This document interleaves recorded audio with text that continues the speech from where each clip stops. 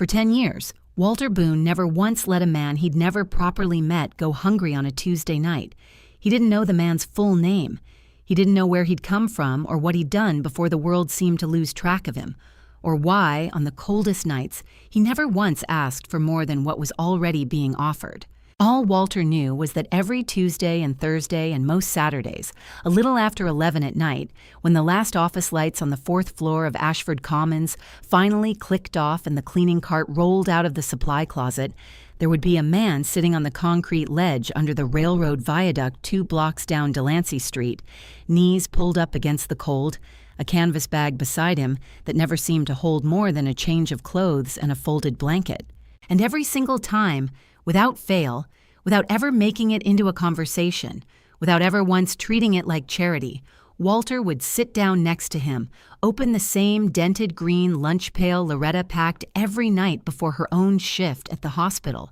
and split whatever was inside it clean down the middle. 10 years, something like 1,100 nights if you actually did the math, which Walter never had, because doing the math had never been the point. He never told his supervisor. He barely told his own kids, not for years. He certainly never imagined, not for one single night of that entire decade, that the quiet man under the viaduct owned an aerospace parts company with factories in 6 states, a boardroom 400 miles away, and more money sitting in one investment account than Ashford Mill's entire municipal budget.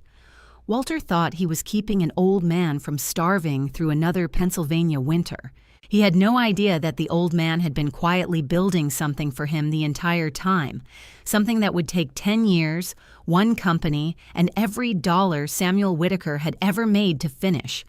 My name doesn't matter as much as Walter's does in this story, but I'll tell it anyway because everyone in Ashford Mills who knows this family will tell you the same way it happened, more or less, and I'm only putting it into words the way it deserves to be told. Walter Boone is 58 years old, and for 22 years he has been the night custodian at Ashford Commons, a 6-story brick office building on Route 9 that used to house the regional offices of 3 different steel suppliers, back when Ashford Mills still had a steel mill to supply anything to. He comes in at 6 in the evening and leaves a little after 2 in the morning, and in between those hours he empties trash cans in law offices and insurance agencies and a dentist's practice on the 3rd floor. Vacuums carpets that get dirtier every year as the building's tenant list gets shorter, and keeps an eye on a building that everyone in town quietly understands is maybe 5 years from being another empty storefront on a street that already has too many of them. Walter is not a man who set out to be extraordinary.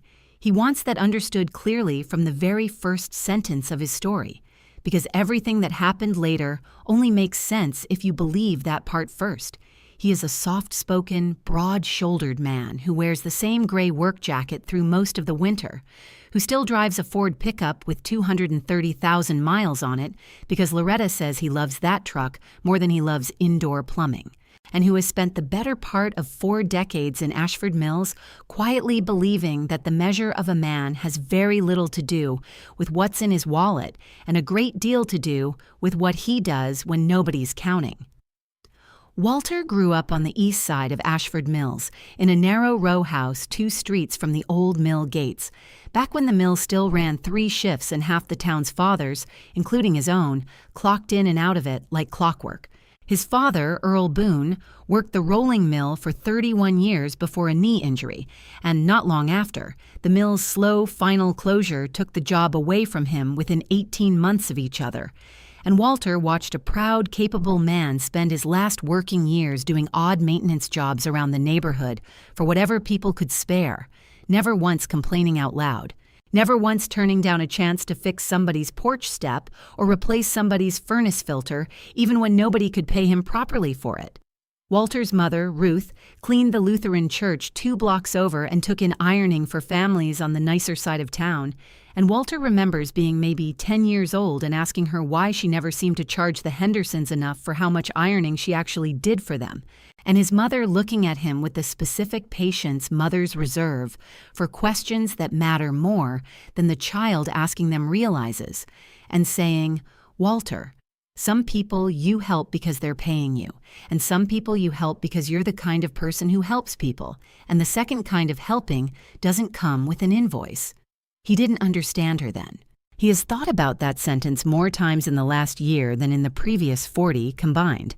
He met his wife, Loretta, at a church potluck when he was 22, and by his own account, it took him 4 months and considerable encouragement from his sister to work up the nerve to ask her to the county fair, a fact Loretta still brings up at family dinners with the specific delight of a woman who has told the story 200 times and finds it funnier every single time. They married the following spring at the same Lutheran church his mother used to clean, a small ceremony, maybe 60 people. His father walked him to the altar because that's simply how it worked out that year with his mother recovering from a hip surgery.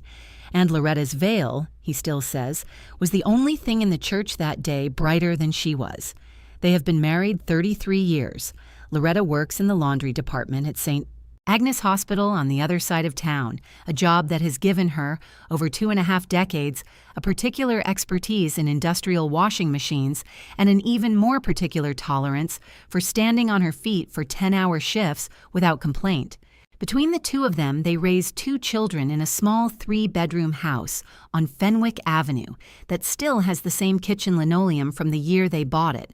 A house Walter has re-shingled the roof on twice himself rather than pay a contractor. A house that needs a new furnace they have been putting off for 3 winters running. Their son Marcus is 30 years old, works as a mechanic at the transmission shop off Route 9, and has spent the last 4 years quietly saving toward opening his own garage, a dream he talks about with the specific mixture of hope and exhaustion of a young man who does the math on it every few months and always comes up $11,000 or $12,000 short of where he needs to be. Their daughter, Dana, is 26, 1 semester from finishing her nursing degree at the community college branch campus 40 minutes away, working weekend shifts as a home health aide to cover tuition. The financial aid doesn't quite reach, tired in the specific bone-deep way of a young woman who has been running on not quite enough sleep for 2 straight years and is close enough to the finish line to refuse to quit now. I tell you all of this not to make you feel sorry for the Boones, because they are not, by their own account, a sad family. They are an ordinary family, the kind of ordinary that exists all over small towns like Ashford Mills, where the bills mostly get paid, the roof mostly doesn't leak, and everybody understands, without ever quite saying it out loud, that there is no extra. There has never been extra. Which is exactly why what Walter did every Tuesday and Thursday and most Saturdays for 10 straight years never once came from a place of abundance. It came from a place of decision, made fresh, or rather made once and then simply lived out over and over without much fanfare for a decade. The man under the viaduct first appeared on a Thursday night in late November, 10 years before any of the rest of this happened, which tells you exactly how long ago it truly was. Back when Marcus was still finishing high school and Dana was in her first year working the counter at the pharmacy on 3rd Street. Walter remembers the night specifically because it was the first hard freeze of that particular winter, the kind of cold that turns your breath solid in front of your face and makes the chain-link fence around the old mill yard ring faintly if the wind hits it right. And he was walking his usual route from Ashford Commons toward the bus stop on Delancey. Since the truck was in the shop that whole week for a transmission problem, Marcus, then still a green apprentice at the garage, had promised to fix cheap. Walter passed under the railroad viaduct, a low concrete tunnel where Delancey Street dipped beneath the old freight line, and there, tucked against the north wall out of the worst of the wind, was a man Walter had never seen before in a neighborhood where after 2 decades of walking these same 2 blocks at the same hour, Walter had come to recognize nearly everyone by silhouette alone. The man looked to be somewhere in his 60s, though it was hard to say for certain in that light, wrapped in a coat that had clearly been a good coat once, a heavy wool overcoat gone thin and gray at the collar and cuffs, no hat, sitting very still with his knees drawn up and a canvas duffel bag beside him that he had one hand resting on protectively, the way you'd rest a hand on a dog you trusted but still wanted to keep close. Walter almost walked past. He will tell you that honestly, if you ask him, because that first night there was no decision made yet, no decade-long habit already worn into the shape of his evenings, just a tired custodian heading home in the cold who noticed an old man who looked like he shouldn't be out in it. Walter stopped anyway. He asked if the man was doing all right, which is the kind of question you ask in a small town where people still ask it and mean it. And the man looked up at him with a pair of pale, sharp eyes that Walter would come to know very well over the following decade, and said in a voice that was steadier and more measured than Walter expected from someone in his position, "Well enough for the moment. Thank you for asking," which is more than most people manage these days. Walter had. In his lunch pail that night, half a ham sandwich Loretta had packed him, an apple and a thermos of coffee, because he'd eaten the first half of the sandwich on his dinner break at 9. He held it out, not with any ceremony, just the way you'd hand somebody something you happen to have and they happen to need, and said, "It isn't much, but you're welcome to the other half of this if you want it." And the man studied him for a moment. The particular careful moment of someone deciding whether accepting something costs more than it's worth, and then said, "That's very kind, and I believe I will. Thank you." He ate slowly in the cold under that viaduct, and Walter sat down on the concrete ledge beside him because it felt strange to stand over a man while he ate like some kind of overseer, and they didn't talk much that first night. Just the ordinary observations of two strangers waiting out weather together. How cold it had gotten so early in the season. How the wind came down that particular stretch of Delancey worse than anywhere else in town because of how the viaduct funneled it. When the sandwich was gone, the man said, "My name's Sam," and Walter told him his own name, and Sam said, "Thank you for the sandwich, Walter," and Walter said it wasn't a problem. And that was, more or less, the entire first conversation. Plain and unremarkable in every way, except that Walter found himself, 2 nights later, on his way home, splitting the second half of a meatloaf sandwich with the same man in the same spot without really having decided to make it a habit yet. It became a habit anyway, the way habits do, when nobody's paying close attention to the exact moment they solidify. By the second week, Walter had started asking Loretta, without much explanation beyond "there's a fellow who could use it," to pack a little extra in his lunch pail. And Loretta, who has never in 33 years of marriage needed a longer explanation than that from her husband, simply started doing it. An extra sandwich, an extra piece of fruit, sometimes a thermos with enough coffee for 2. Walter never made a production of it to her in those early months, and it took Loretta a good 6 weeks to even ask who exactly she was packing for. And when Walter told her, plainly, a man who sleeps under the viaduct on Delancey, she didn't ask anything else about it for a long while, because she understood, the way people who marry good men eventually learn to understand that some kindnesses don't require an audit. Walter's supervisor at Ashford Commons, a tired, decent building manager named Harold Pruitt, who has since retired, noticed after a few months that Walter's route home had shifted slightly, 10 extra minutes some nights, and asked about it once, mostly out of simple curiosity, and Walter told him the truth, and Harold said, "As long as the floors get done, Walter, I don't much care what you do on your own 2 feet after the time clock," which was, in its own understated Ashford Mills way, about as much blessing as Walter needed from anybody. Sam did not, in those early months, tell Walter very much about himself. He mentioned once, in that same measured, unhurried voice, that he'd lost his wife some years back, though he never gave Walter a name or even a rough year, said it the way you'd mention a fact of weather rather than a wound still being tended. And Walter, who understood grief well enough from watching his own father after Ruth passed, never pressed for more than what was freely offered. Sam asked almost every single time they sat together about Walter's children, remembering details across weeks in a way that quietly impressed Walter, asking specifically, months after Walter had first mentioned it, whether Marcus had ever gotten that transmission fixed on the truck, whether Dana had settled on nursing for certain or was still weighing other programs. He asked about Ashford Commons itself with what seemed, even then, like more than passing interest, how many tenants the building still had, whether the vacancies on the 5th floor had ever filled, whether the town had any real plans for the old mill property that had sat empty and fenced off for the better part of 2 decades. Walter answered all of it honestly, the way you answer a quiet man under a viaduct who split a sandwich with you and asked a decent question, because it did not once occur to him, not for one single year of the 10 that followed, that any of it mattered to Sam beyond simple companionship on a cold night.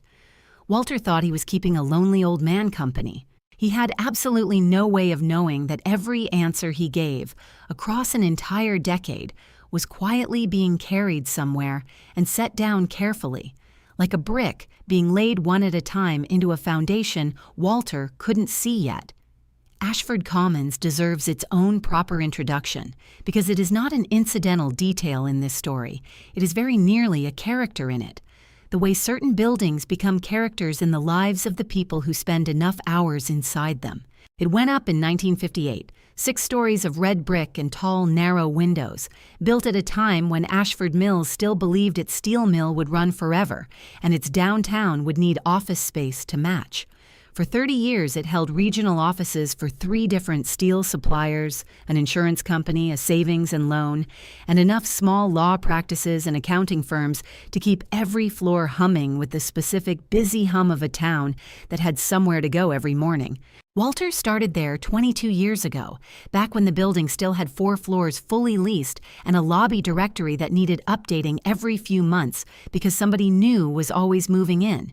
It is not that building anymore, and everyone who works there, tenants and cleaning staff alike, understands this plainly and doesn't pretend otherwise. 2 floors sit essentially empty now, the 5th entirely dark except for the emergency lighting, the 6th home to nothing but a dentist's office that sees maybe 15 patients a week, and a title insurance company that Walter suspects is really just one very tired man and a fax machine. The building survives because the family that owns it, the elderly Castellano-adjacent Renwick family who inherited it 3 generations back, keeps the rent low enough that nobody's had a real reason to leave yet, and because Walter and the 2 other custodians who work the building keep it clean and functioning on a maintenance budget that would make a bigger city property manager laugh out loud. Ashford Mills itself has been shrinking for the better part of 30 years, the way a lot of small Pennsylvania steel towns have shrunk since their mills went quiet. The population down by nearly a third since Walter was a boy, the downtown storefronts along Route 9 more than half empty, the high school having consolidated with the one in neighboring Delford County 8 years back. The town survives on a hospital, a handful of warehouses that sprang up near the interstate exit, and a specific stubborn loyalty among the people who still live there, the kind of loyalty that doesn't show up on any economic report, but that anyone who grew up in Ashford Mills understands perfectly. I mention all of this because it matters enormously to what happened later, and because Walter's answers to Sam's quiet questions over the years about vacancy rates and old mill land and whether the town had any real plans for its own revival were never answers given with any weight behind them. They were the plain, unremarkable observations of a night custodian describing the town he'd lived in his whole life to a man he assumed had nowhere better to be and nothing better to do than ask about it. The years moved the way years do when you're raising grown children into their own lives and working the same overnight shift in the same building, which is to say both impossibly slowly in any given week and shockingly fast in the aggregate. Marcus finished his apprenticeship at the transmission shop and became, within a few years, the most reliable mechanic on the floor, the kind other mechanics send their own families' cars to when they don't trust themselves not to make a mistake on something that matters. Dana worked her way from the pharmacy counter into a nursing assistant certificate and then, 4 years ago, enrolled in the full nursing program at the community college branch campus, a decision that meant weekend shifts as a home health aide stacked on top of a full course load, a level of tired Walter still doesn't entirely have words for watching a person he loves carry. Loretta's hands started giving her trouble around year 6, the particular ache hospital laundry workers get from 2 decades of wringing out wet linens and loading industrial machines,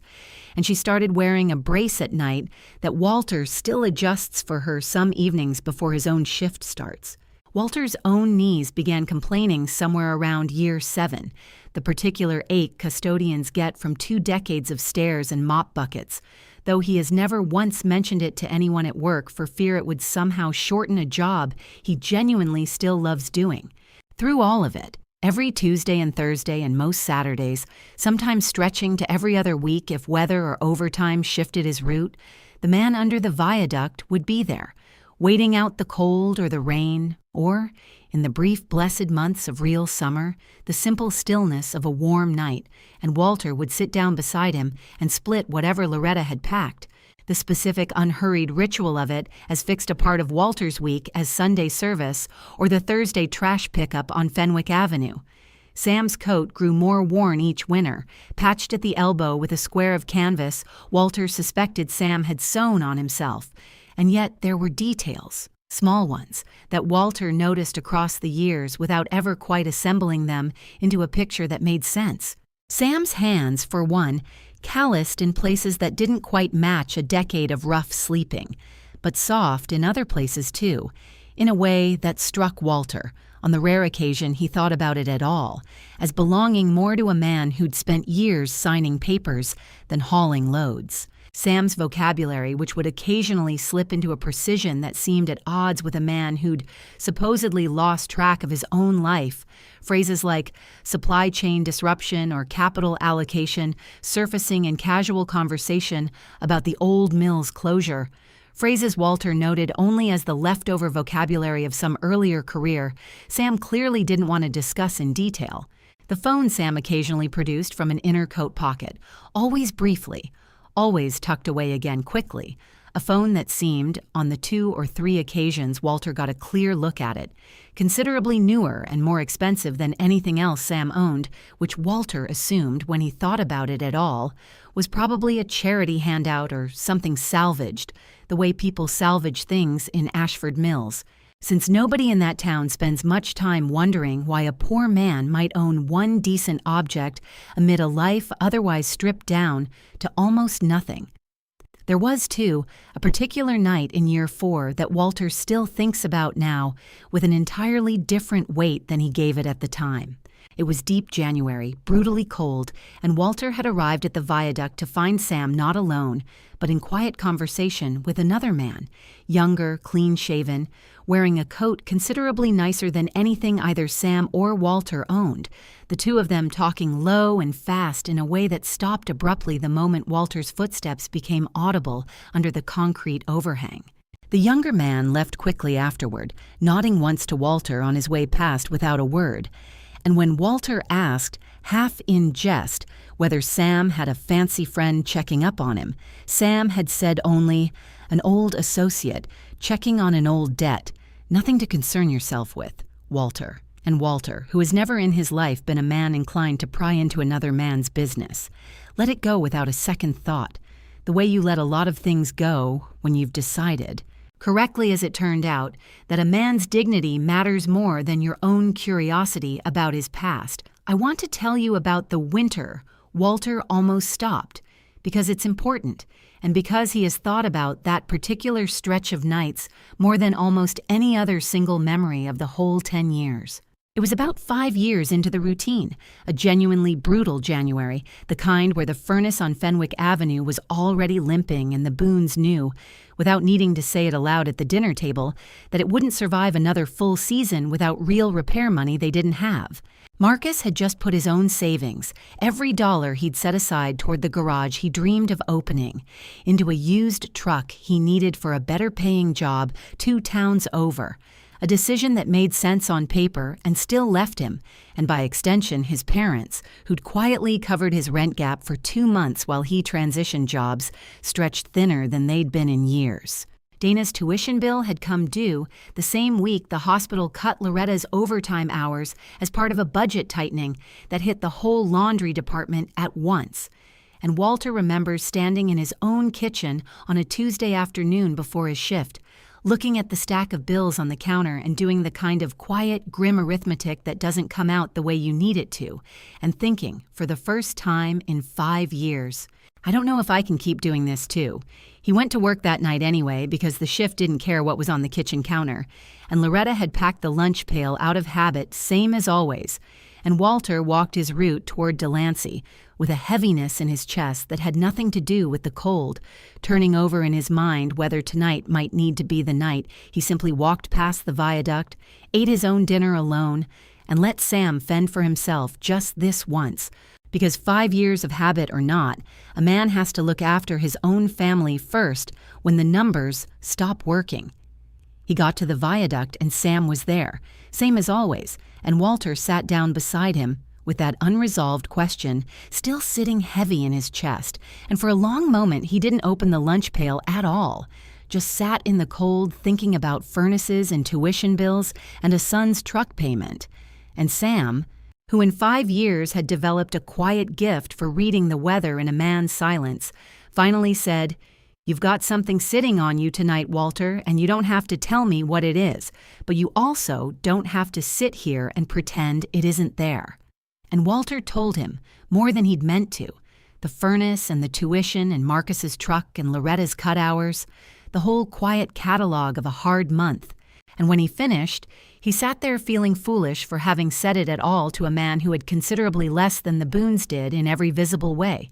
And Sam was quiet for a moment, and then said something Walter has never forgotten, not one word of it. He said, "Walter, I've known a great many people in my life who had considerably more money than you and considerably less to offer another human being on a cold night. And I've known a few, fewer than you'd hope, who had almost nothing and somehow still had everything worth having. You don't need to solve the furnace tonight by skipping a sandwich with me. That was never the trade being made here. And if that's what you've been carrying around in your head all these years without saying so, I need you to put it down right now because it was never true."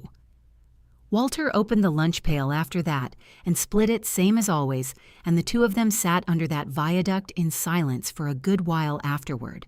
And Walter has said since, more than once, that it was one of the strangest and most clarifying moments of his entire life, being comforted, in the middle of his own family's hardest month, by a man everyone in town would have assumed had nothing to offer anybody. The furnace got a temporary patch from a cousin of Loretta's who does HVAC work on the side and owed the Boones a favor from years back. Marcus's job change worked out within a few months. Dana's tuition got covered, barely, through a combination of a small loan and a shift Loretta picked up, covering for a coworker's maternity leave. Life went on, the way it does, in a long, unremarkable string of Tuesdays and Thursdays, and Walter never skipped another night after that one. Not once, not through 2 more winters nearly as hard as that one, because somewhere in that particular cold January conversation, something had shifted in how Walter understood what he was actually doing under that viaduct every week.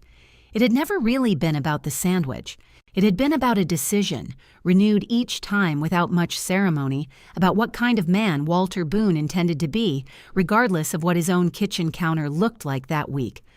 I tell you this, not because it is the most dramatic moment in this story, it very much is not, but because I believe it is the truest one, and because I suspect anyone listening who has ever kept up a kindness through a stretch of their own life, when they genuinely weren't sure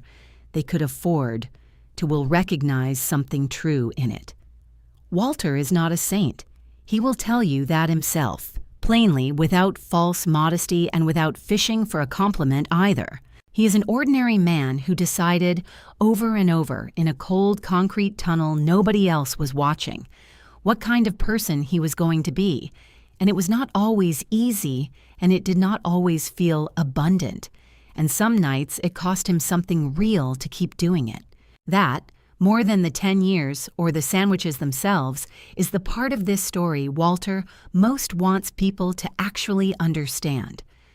I should tell you about the night the boiler in Ashford Commons finally gave out for good, because it's a small story inside the bigger one, and I think it says something about the town that no amount of me describing it in the abstract ever could. This was about 3 years ago, deep February. The boiler in the basement finally failing after limping along on patch repairs for longer than anyone wanted to admit, and Walter came in for his shift to find the whole building running cold, pipes at risk, and the building's owner, elderly Mrs. Renwick, on the phone with a repair company quoting a number that made her go quiet for a long moment before she said softly,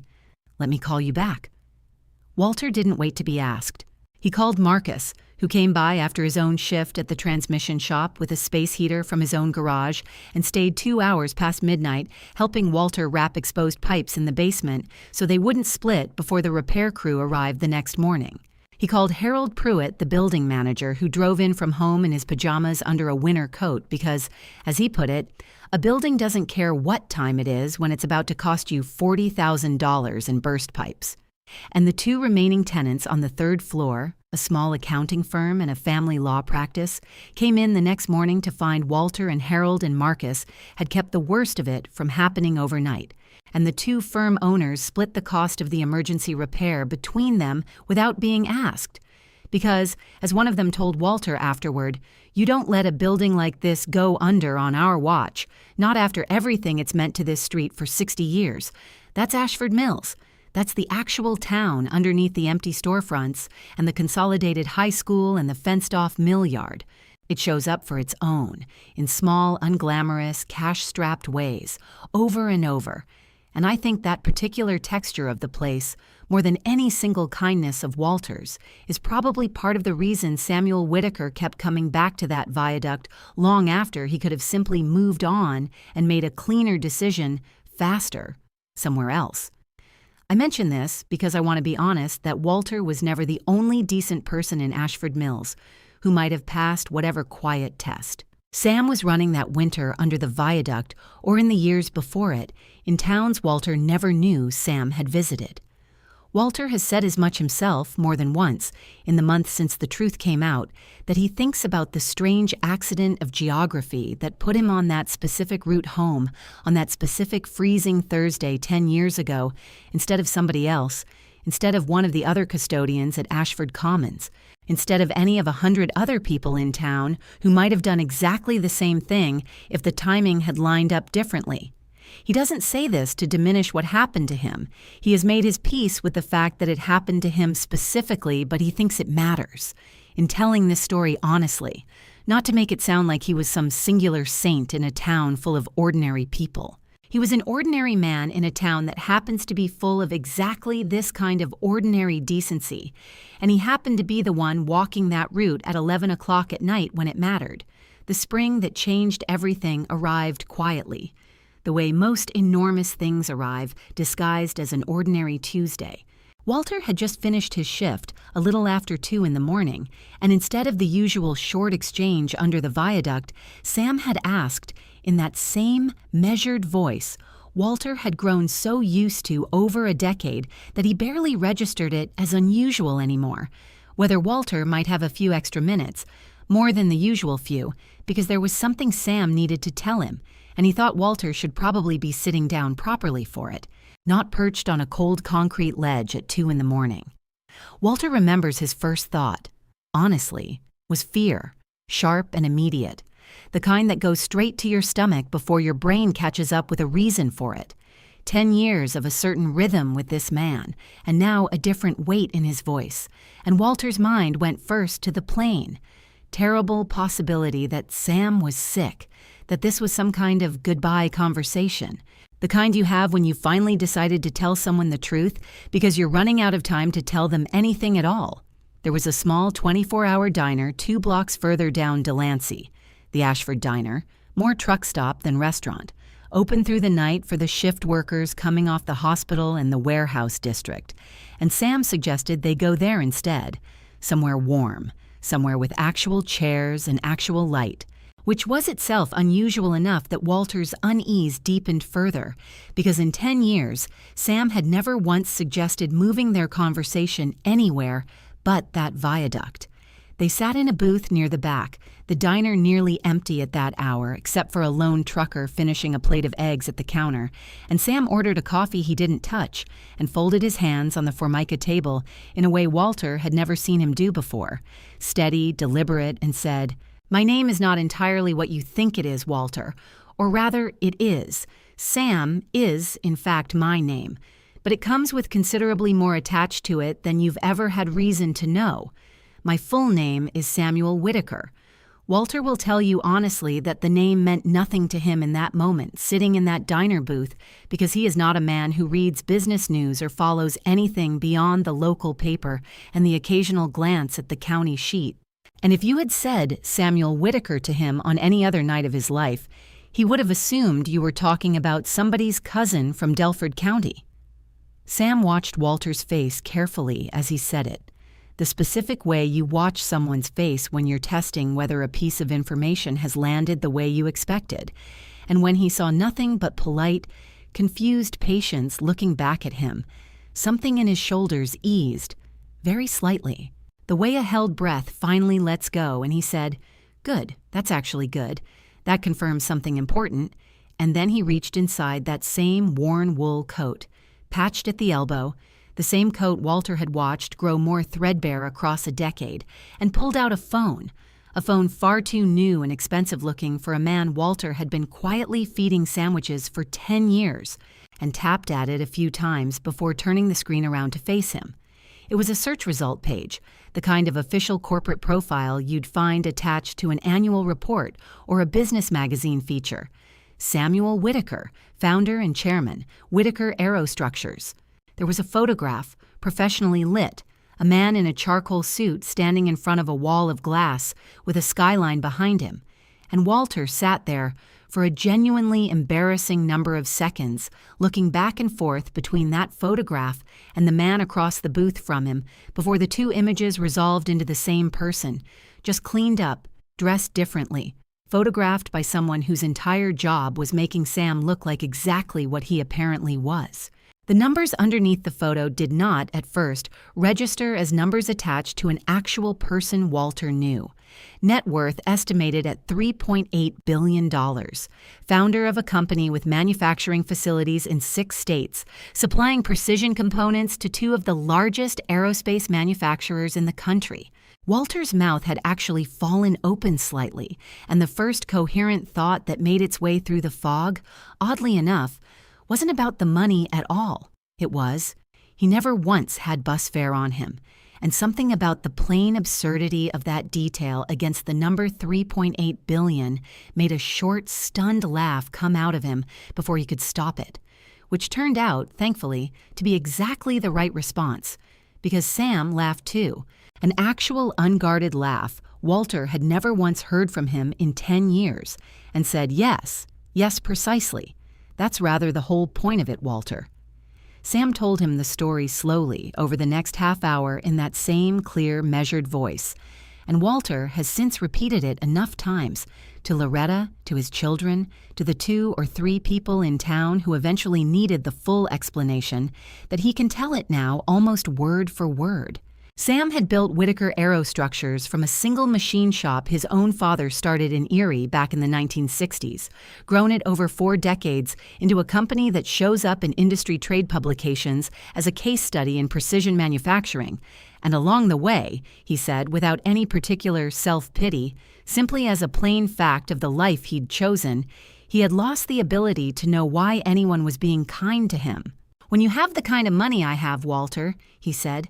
"everyone who's nice to you has a reason, and after enough years of that, you stop trusting a kind word from anybody, and eventually, if you're not careful, you lose the ability to be kind yourself, too, because you've forgotten what it feels like to receive something without an angle attached to it." His wife, Helen, had died 12 years earlier, and he told Walter this part quietly, looking down at his folded hands rather than across the table, that in the last years of her life she had been the only person left who still treated him like Sam instead of like Whitaker Aerostructures. And when she was gone, he found himself surrounded by a company, a board, a grown son who ran the company's daily operations, and an adult daughter living overseas, none of whom he could fully separate any more from what his money and his name might mean to them. And he had made, somewhat impulsively, a decision his own lawyers and his own children considered evidence of a man losing his grip.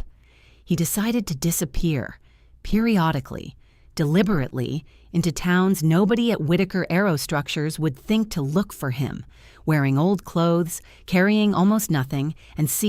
with no company behind him and no name anyone recognized, who would still be decent to a stranger who had nothing at all to offer them in return. Ashford Mills, he told Walter, had not been an accident. Whitaker Aerostructures had, for nearly 2 years before Sam ever sat under that viaduct, been quietly considering a site in this part of Pennsylvania for a new precision manufacturing facility. The kind of investment that creates, he said, somewhere between 300 and 500 jobs, directly and considerably more indirectly. The kind of project that could genuinely change the fortunes of a shrinking steel town like this one for a generation. There had been 3 towns on the short list. He had visited all 3 personally, incognito, in old coats, over the course of about 2 years, not as Samuel Whitaker, the chairman, doing a formal site visit with consultants and spreadsheets, but as a poor stranger testing something spreadsheets cannot measure, which is what kind of place this actually is, underneath the tax incentives and the zoning paperwork to the people who might end up working there.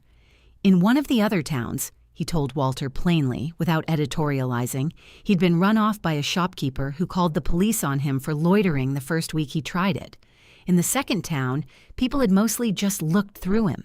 The particular blankness of people who've decided, without ever quite saying so, that a man in his condition doesn't merit their attention. And in Ashford Mills, under a railroad viaduct on Delancey Street, a night custodian with 2 grown children and a truck held together by his own 2 hands had, on a freezing Thursday 10 years ago, and then something like 1,100 times after that, quietly split his own dinner with him, and never once, not one single time in a decade, made him feel like less of a man for needing it. Walter sat there, 58 years old, custodian at a half-empty office building, and listened to a $3.8 billion man tell him that he had, without ever knowing it,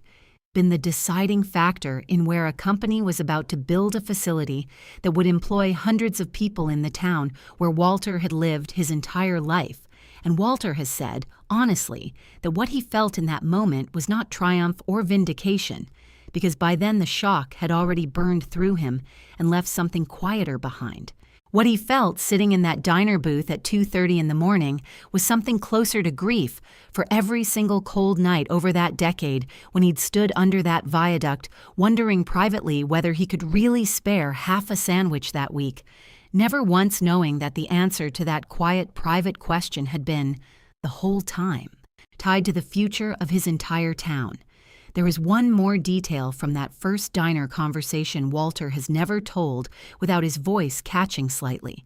and he's told it enough times now to enough people that he no longer tries to hide the catch anymore. After Sam showed him the photograph and let the numbers sink in, he asked Walter something unexpected before he'd explained anything about the facility or the money or any of what came after. He asked, "Walter, do you know why I never once, in 10 years, turned down whatever was in that lunch pail, even on the nights it was just half a bologna sandwich and an apple, even though I could have walked into any restaurant in this county and bought the whole menu twice over?" Walter told him honestly that he'd always assumed Sam simply didn't have a choice, being where he was. Sam shook his head slowly and said, "Helen used to pack me lunches almost exactly like that, Walter, back before either of us had 2 nickels to rub together. Back when I was still running that machine shop with my father, and she was teaching 3rd grade for less money than the job deserved. Ham sandwich, an apple, coffee in an old thermos with a dent in the side. That was our whole life for the first 11 years we were married, and it was, without a single exception, the happiest 11 years I ever had. Happier than any year that came after we actually had money to spend on something fancier. I have not been able to eat a simple sandwich shared with another person in the years since she passed without it tasting like the only part of my life I actually miss." Walter sat with that for a long moment, because it reframed something he had never quite understood about Sam, the specific patience with which he ate even the plainest food Loretta packed, never once commenting on it, never once seeming to want anything more elaborate, even on the nights Walter apologized for how little there was to split. It wasn't patience, Walter realized, sitting in that booth. It was grief, wearing the shape of a shared sandwich, and Walter felt a fresh wave of something that wasn't quite guilt, but was closely related to it. The sense that he had been feeding a much deeper hunger than the ordinary kind for an entire decade without ever once understanding what he was actually offering. He asked Sam, carefully, whether it had gotten any easier over the 10 years, sitting under that viaduct with a stranger's sandwich, or whether it had stayed just as sharp every single time, and Sam considered the question with the same unhurried seriousness he brought to everything and said, both, somehow. It got easier to sit with. It never once got any less sharp. I think that's simply what missing someone properly is supposed to feel like, Walter, if you're doing it honestly instead of rushing past it the way people expect you to after a certain number of years have gone by. Everybody wants grief to have a shelf life. I found it mostly just changes texture instead of disappearing, and coming to that viaduct, sharing whatever was in that pail, was the only place I let it stay, exactly as sharp as it actually was, instead of performing recovery for a boardroom that got uncomfortable with my sadness somewhere around the second year. Walter thinks about that conversation now every single time Loretta packs an extra sandwich out of old habit, even though there's no longer anyone under the viaduct to share it with. And he thinks about how strange and quietly enormous it is that an ordinary custodian's habit of splitting his dinner turned out to be, for one grieving billionaire, the single most reliable thread connecting him back to the best years of his marriage. Loretta didn't know the full story that night, of course. She wouldn't know any of it until Walter came home and woke her up at 3 a.m. to tell her. But Walter has said since that there was something right, looking back, about her having packed those sandwiches for a decade without ever knowing the full size of what they were actually carrying across that concrete ledge every week. Some kindnesses work best when the person offering them never finds out the whole shape of what they're doing. Walter understands that now better than he understood almost anything else before this whole story started. There's a particular kind of silence that happens when your entire understanding of the last 10 years of your own life rearranges itself in real time.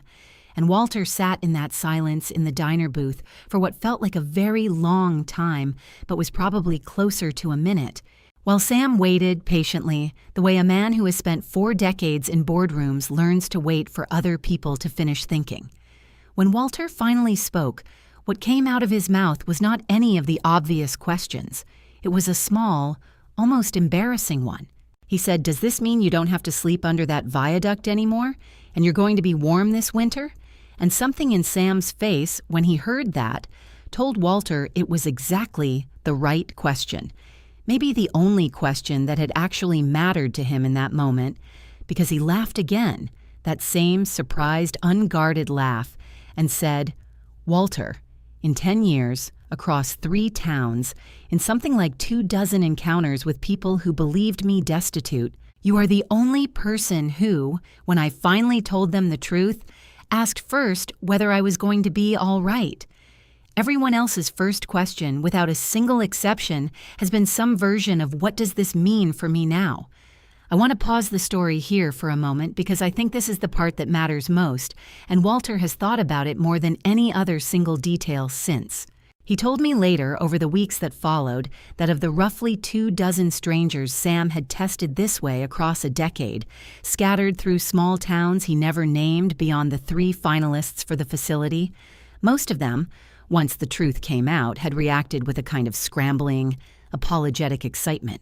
already halfway to asking for something before they'd finished being surprised. Sam didn't blame them for it. He was careful to say that to Walter. He understood the position it put people in, suddenly discovering the shabby stranger they'd fed was worth more than their entire town's tax base combined. Of course, some scrambling instinct kicks in. But he said it confirmed the very thing that had made him start testing people in the first place, that money changes the temperature of every room it enters, whether you want it to or not. And then he said, "And Walter, you didn't do that. You asked if I was going to be all right. You asked that before you asked anything else, and I have been carrying that question around in my coat pocket for the last several weeks, trying to decide exactly what to do about it." He told Walter then what he wanted to do, and it was considerably more than Walter expected, and considerably more than, he admitted freely afterward, he initially felt entirely comfortable accepting. Whitaker Aerostructures was going to build its new precision manufacturing facility in Ashford Mills. That decision, Sam told him, had actually been made in his own mind about 8 months earlier, quietly, without telling his board yet, based on what he called the human diligence of the site, as opposed to the financial diligence his executives had already completed and approved. The town had decent highway access once a planned interchange upgrade went through, a workforce with the right kind of manufacturing background from the old mill days, And now, the thing his spreadsheets could never have told him. It had at least one person in it who represented the kind of place he wanted his company actually rooted in. The facility alone, he said, would change Ashford Mill's fortunes considerably over the coming years,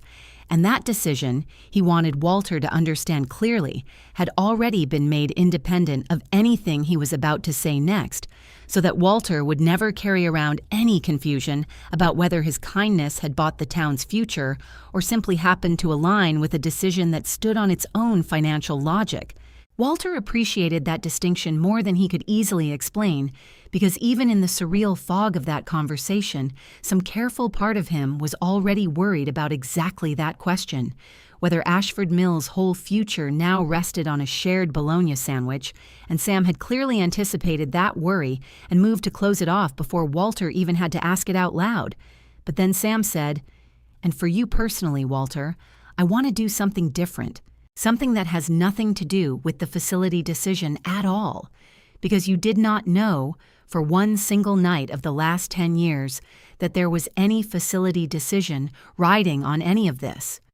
You shared your dinner with a poor old man because you believed he was a poor old man, full stop, and whatever I do next needs to reflect the fact that your kindness was never conditional on any of this being real." He told Walter he wanted to pay off the house on Fenwick Avenue outright and cover a full furnace and roof replacement that had been 3 winters overdue. He told Walter he wanted to set up a fund that would let Marcus open the garage he'd been quietly saving toward for 4 years, fully equipped, no debt attached to it, and a separate fund that would clear the rest of Dana's tuition and let her finish her nursing degree without another weekend shift squeezed in around her coursework. And then he told Walter about the larger thing, the thing he said he'd actually started planning nearly 2 years earlier, long before he'd ever worked up the nerve to reveal himself under that viaduct. He wanted to build, on a parcel of the old fenced-off mill land the town had never found a use for, a trade and technical training center, fully funded, tuition-free, open to anyone in the county who wanted to learn welding, machining, HVAC repair, electrical work, the exact kinds of skilled trades that had once supported half the households in Ashford Mills, and that the new Whitaker Aerostructures facility, along with dozens of other employers in the region, would desperately need workers trained in. He wanted to name it after his late wife, the Helen Whitaker Trade and Technical Center, and he wanted, if Walter was willing, for there to be a wing of it, a scholarship fund specifically, called simply the Boone Family Fund, set aside for kids in Ashford Mills whose parents worked jobs like Walter's, night custodians and hospital laundry workers and warehouse shift workers, kids who had the drive but not the means, the way Marcus and Dana had both had the drive and had scraped by on considerably less means than they deserved. Walter sat there, and he has described honestly what was happening in his body during all of this, because it wasn't joy, not yet. It was something closer to a kind of vertigo, the physical sensation of the floor tilting slightly under a chair that hadn't actually moved. He remembers looking down at his own hands on that diner table, hands that had opened a dented green lunch pail some 1,100 times over a decade without ever once expecting anything to come back the other direction. And he remembers the first fully formed thought that arrived, once the vertigo settled enough to let a thought through, and it surprised him, because it wasn't about the money at all. It was, I need to wake up Loretta. Not because he needed her permission, the two of them have never operated that way in 33 years of marriage, but because she had stood next to him for every single version of the hard math they'd ever done together at their own kitchen table. And it did not feel like a thing he was allowed to know alone. Walter drove home from the diner at nearly 4 a.m, the truck's heater rattling the same way it had for years, and let himself into the house on Fenwick Avenue as quietly as he could out of pure habit, before remembering there was nothing quiet about what he was about to do. He sat on the edge of the bed and woke Loretta gently, the way he always did after a late shift, except this time his hands were shaking hard enough that she was fully alert within seconds, sitting up, asking what was wrong. Her mind clearly running through every worst possibility a woman runs through when her husband wakes her at 4 a.m. with that particular look on his face. Walter said, "Nothing's wrong, Lori. Nothing's wrong. But I need you to sit up all the way because I don't think I can tell you this lying down. And she has said since that his voice in that moment scared her more than almost anything else that whole night, because it was a voice she had never once heard from her husband in 33 years of marriage. Not fear exactly, but something enormous trying to fit through a doorway too small for it. He told her everything, as fast and as clearly as he could manage. The name, the search result on the phone, the 10 years, the facility, the fund, the trade center named for a dead woman. Neither of them had ever met,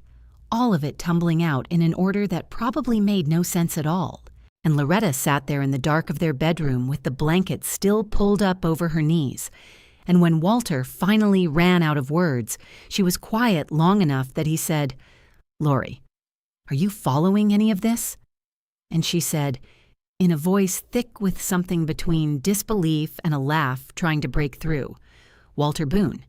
are you telling me the homeless man I've been packing extra sandwiches for since before Dana finished high school is a billionaire?" And Walter said, "Yes." And Loretta said, "Well," and then didn't say anything else for a full minute. And Walter has described that minute as one of the longest of his entire life, watching his wife's face work through roughly the same journey his own had worked through 3 hours earlier in that diner booth. They didn't sleep the rest of that night. They sat at their own kitchen table instead, the same table where they'd done 2 decades of quiet arithmetic on the backs of envelopes. And this time, there was no arithmetic left to do, just an overwhelming amount of open space where the arithmetic used to live, and neither of them quite knew what shape to give it yet. Loretta said something that night Walter has repeated many times since, because he says it was the single most honest sentence either of them managed in that whole strange stretch of hours. She said, "Walter, I'm not scared of the money. I'm scared of who we turn into standing next to it." And Walter said that was exactly the thought that had been sitting in his own chest the whole drive home, word for word, and they decided, sitting there at nearly 5 in the morning with the coffee gone cold between them, that they were going to do this the way they'd done everything else in 33 years together, slowly, honestly, and with a piece of paper between them to keep the conversation from running away into either fear or fantasy. They made 2 lists that night. The way it turned out, other families facing something similar had apparently done before them, though neither Walter nor Loretta knew that at the time. One list of what scared them and one of what they actually wanted, because Loretta said, half joking, "We better figure out what we're afraid of before we figure out what we want, or we'll end up wanting things out of fear instead of out of any honest desire." The fear list came first, and it ran longer than either of them expected. Walter wrote, in his own blocky handwriting, "What if the grandkids we don't have yet grow up thinking money solves everything before they even meet it honestly? What if people in town start treating us different? Not badly, just different, like we're not quite the Boones anymore. What if Marcus's garage succeeds because of the money instead of because of his own 2 hands, and he never gets to know which one it really was? What if Dana finishes school carrying the quiet weight of wondering whether she earned it or was simply handed it?" Loretta added her own. "What if I lose the specific, ordinary satisfaction of knowing I built a good week out of careful choices, the exact satisfaction I got from stretching a paycheck exactly far enough? Because that satisfaction, believe it or not, was never entirely about survival. Some real part of it was about being good at something hard. What if Walter stops being the night custodian at Ashford Commons and becomes, in this town's eyes, just the man who got lucky under a bridge?" Then they made the want list, and it was, compared to the fear list, almost embarrassingly short, which surprised them both. They wanted the roof and the furnace fixed, plainly, without pretending that wasn't a real and immediate relief. They wanted Marcus to have his garage, fully, without a decade of debt hanging over the first years of it. They wanted Dana to finish her degree without falling asleep at a kitchen table covered in flashcards at 1 in the morning after a 10-hour home health shift. They wanted the trade center to actually get built, and built well, because both of them, without needing to discuss it much, understood instantly what it would mean for a town like Ashford Mills to have real, funded, tuition-free paths back into skilled work. And they wanted, Loretta added last, almost shyly, for Walter to be able to keep working at Ashford Commons for as long as he wanted to, not because they needed the income anymore, but because she knew her husband, and she knew a man who loved that building the way Walter did wasn't going to be made happier by being told to stop.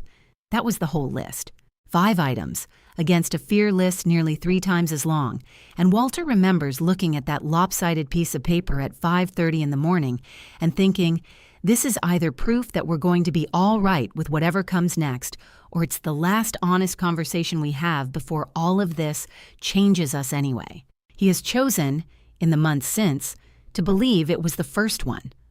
Walter called Sam 2 days later on the number Sam had given him that first diner night, a direct line, not an assistance, and read him almost exactly what I've just told you, the fear list and the want list both, because he didn't want to negotiate with Sam the way you negotiate with someone trying to sell you something. He wanted Sam to understand the actual shape of what he and Loretta could hold without it changing who they were. Sam listened without interrupting the whole way through, and when Walter finished, he was quiet long enough that Walter asked if he was still there, and Sam said, "Walter, in 40 years of doing business, I have negotiated with executives who wanted 8 figures and dressed up their fear as ambition to make it sound better in a boardroom. You just read me a fear list longer than your want list, unprompted, and asked for less than I'd already decided to offer you.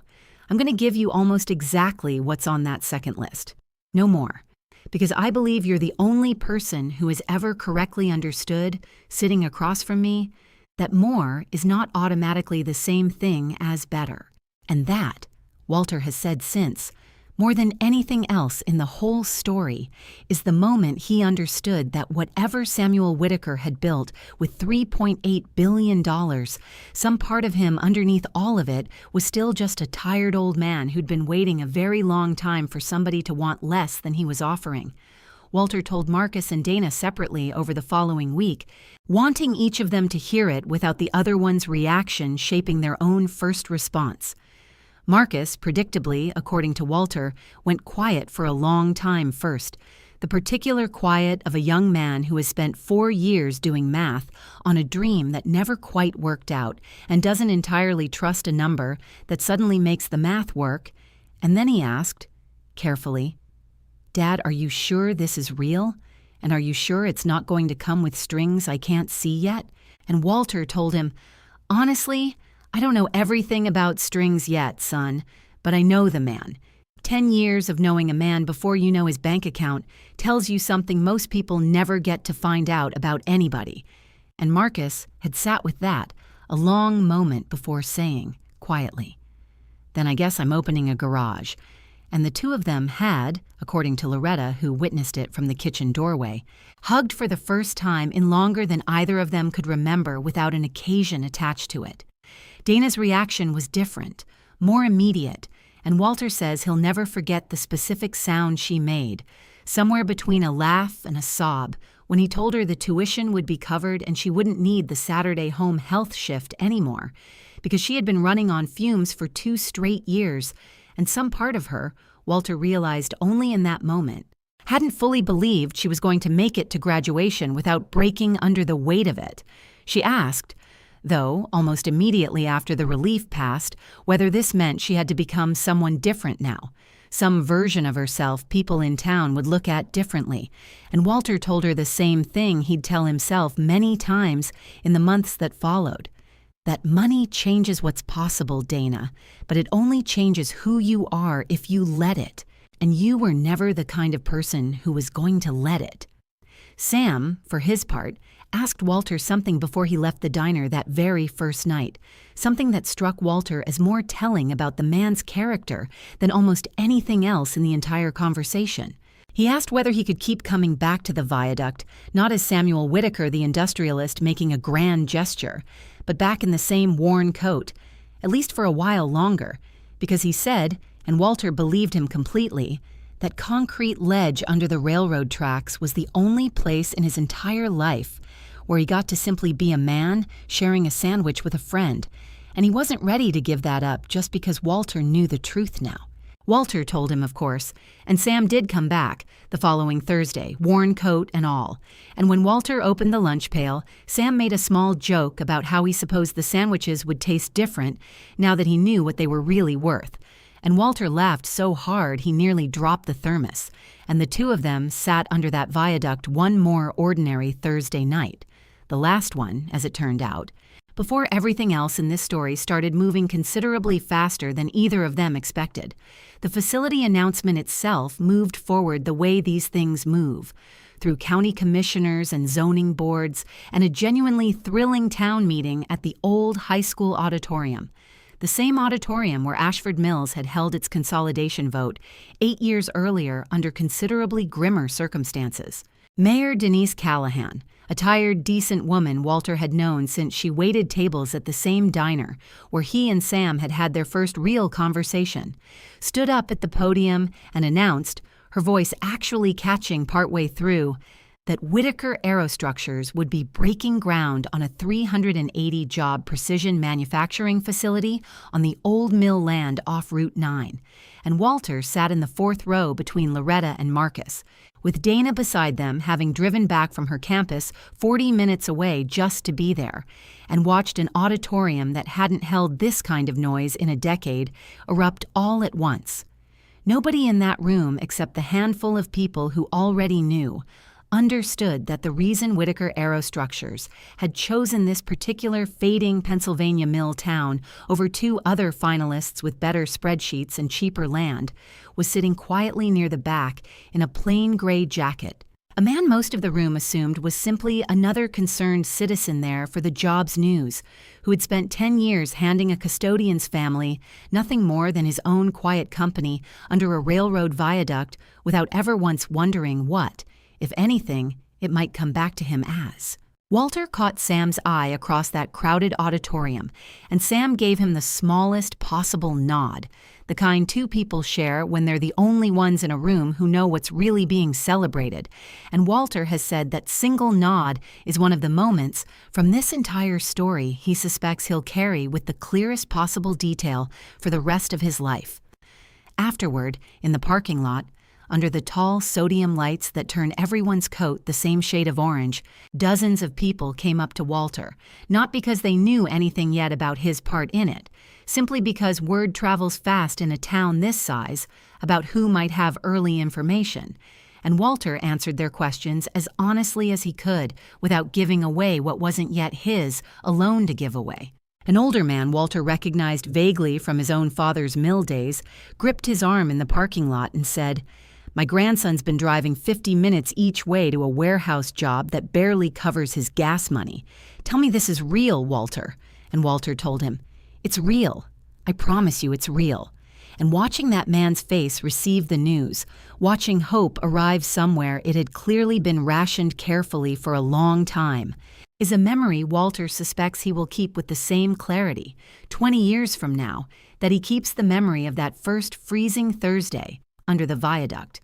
The Trade Center announcement came about 3 weeks later at a smaller gathering, and this time Sam stood at the front of it himself, dressed for the first time in front of most of Ashford Mills as exactly who he actually was. Charcoal suit, the whole story finally public in careful, dignified language his own communications team had helped him prepare. He spoke about Helen briefly, about a machine shop his father started in Erie, about a decade of quiet nights that had taught him more about the actual character of small towns than any consultant's report ever had. And then he said, without naming Walter directly at first, that this facility existed because one person in this town had for 10 years, without knowing anything about who he really was, treated a stranger like he still mattered, and that the town owed that particular kind of decency more than it would ever owe him or his company's investment alone. He did eventually say Walter's name, and Walter, sitting in the third row this time instead of standing at the podium, felt Loretta's hand grip his so hard it left a mark, and heard from somewhere behind him someone start to clap, and then the whole room following. And Walter has said it was the first time in his entire life he ever felt something close to embarrassed about being thanked for something he still honestly didn't think of as anything more than simple decency. I wish I could tell you the story ends there,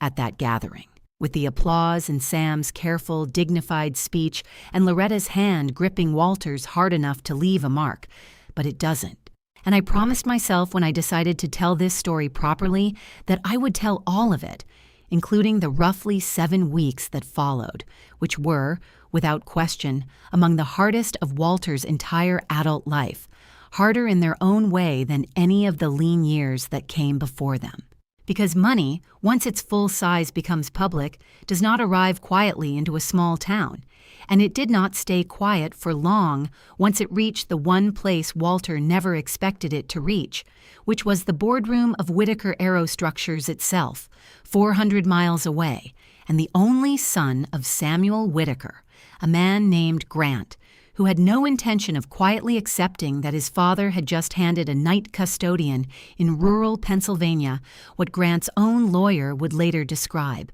in a filing, as an amount of money and influence wildly disproportionate to any rational business relationship. Walter found out about it the way most bad news finds a person now, which is to say a phone call from someone who had already seen it online before Walter had any idea it existed. It was Harold Pruitt, the retired building manager who still checked in on Walter every so often, calling him at 7 in the morning with his voice tight in a way Walter had never quite heard from him, saying, "Walter, you need to look at something before you head in today." Harold read him the headline over the phone because Walter, by his own admission, has never been especially quick with a smartphone, and the headline on a business news website Walter had never once visited in his life said something like, "Whitaker family rift widens over aging founder's secret 6-figure gifts. Board weighs capacity concerns." The article was careful, legally careful, full of the word alleged. But underneath the careful language, the story it told was ugly and simple. It suggested that Samuel Whitaker, 74 years old, a grieving widower, had been, in the words of an unnamed source, close to the family, exhibiting a pattern of erratic and increasingly concerning behavior for the better part of a decade, disappearing for stretches of time nobody at the company could account for, and that this particular incident, involving what the article called a Pennsylvania custodian and his family, had finally prompted his own son to pursue what the article termed a formal capacity evaluation, the exact same legal territory, though Walter did not know this at the time, that families use when they intend to argue an elderly relative can no longer be trusted to manage his own affairs. Walter has described honestly what it felt like to hear that headline read to him over the phone, standing in his own kitchen in his work clothes with Loretta watching his face from across the table, trying to read what was happening from his side of the conversation alone. It felt like 10 years of quiet, unremarked kindness he had genuinely never once connected to any expectation of return, being turned in the space of a few paragraphs written by people who had never met him into a story about a scheming custodian who had somehow manipulated a vulnerable old man out of his fortune. Walter had not asked Samuel Whitaker for $1 single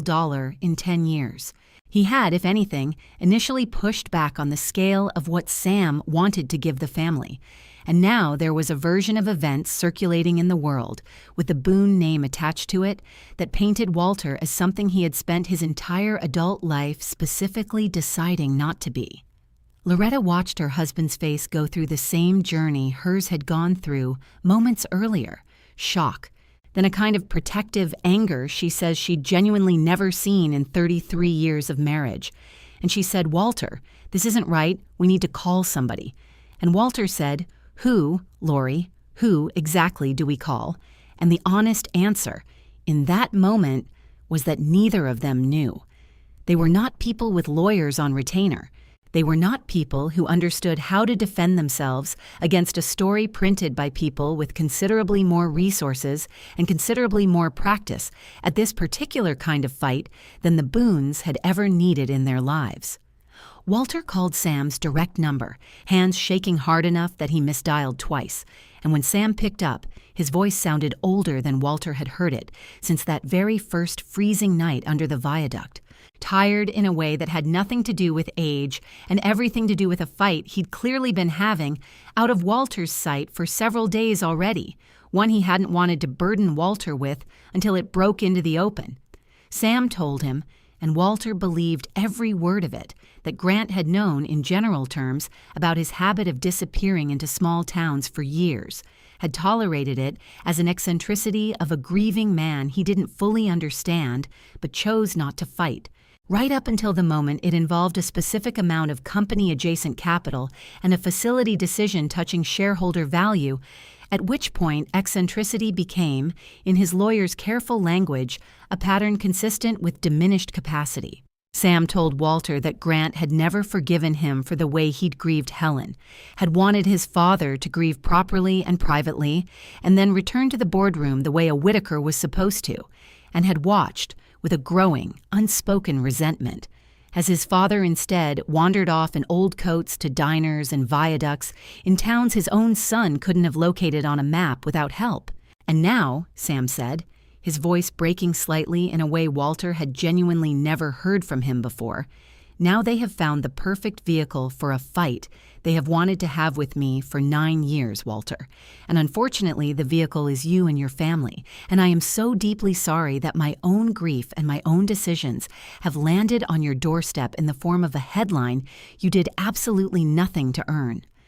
The following days were, by Walter's own account, among the strangest and most frightening of his entire life, stranger even than the diner booth revelation, because that night had been surreal in a wondrous, vertiginous way, and this was surreal in a considerably darker one.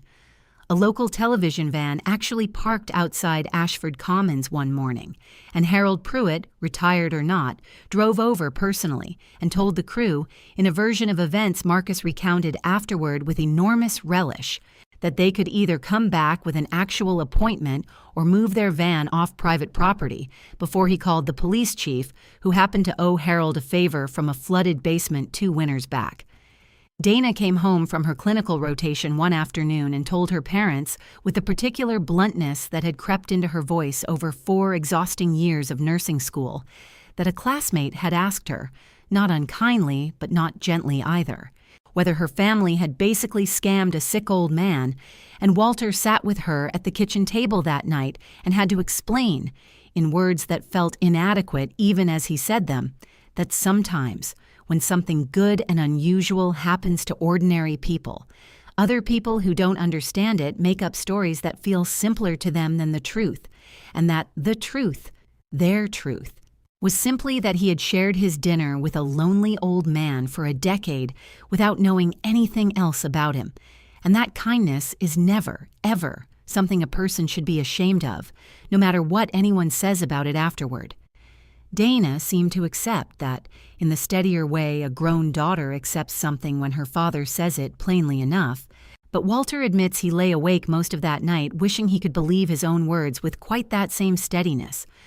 I want to go back and describe the week between that headline and what came next more fully, because it was the longest week of Walter's life, and I don't think it's been done justice yet. The morning after Harold's phone call, Walter went into work anyway, because not going in felt like admitting there was something to hide from, and he remembers standing in the 3rd-floor hallway with a trash bag in his hand, waiting for the first tenant to look at him differently. It didn't happen the way he feared it would. The older of the 2 accounting partners, a stooped, precise man named Gerald Ashby, who Walter had emptied wastebaskets for every night for 15 years, stopped him in the hallway that morning and said simply,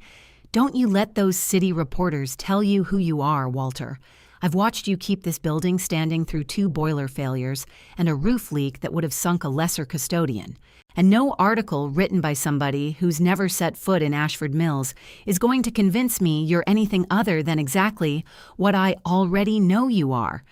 It was such a small thing, a tired accountant with strong opinions in a hallway, but Walter has said he nearly had to set the trash bag down and collect himself right there, because it was the first proof he had that the ground under his feet in this particular building, at least, was not going to shift no matter what the rest of the world decided to believe about him.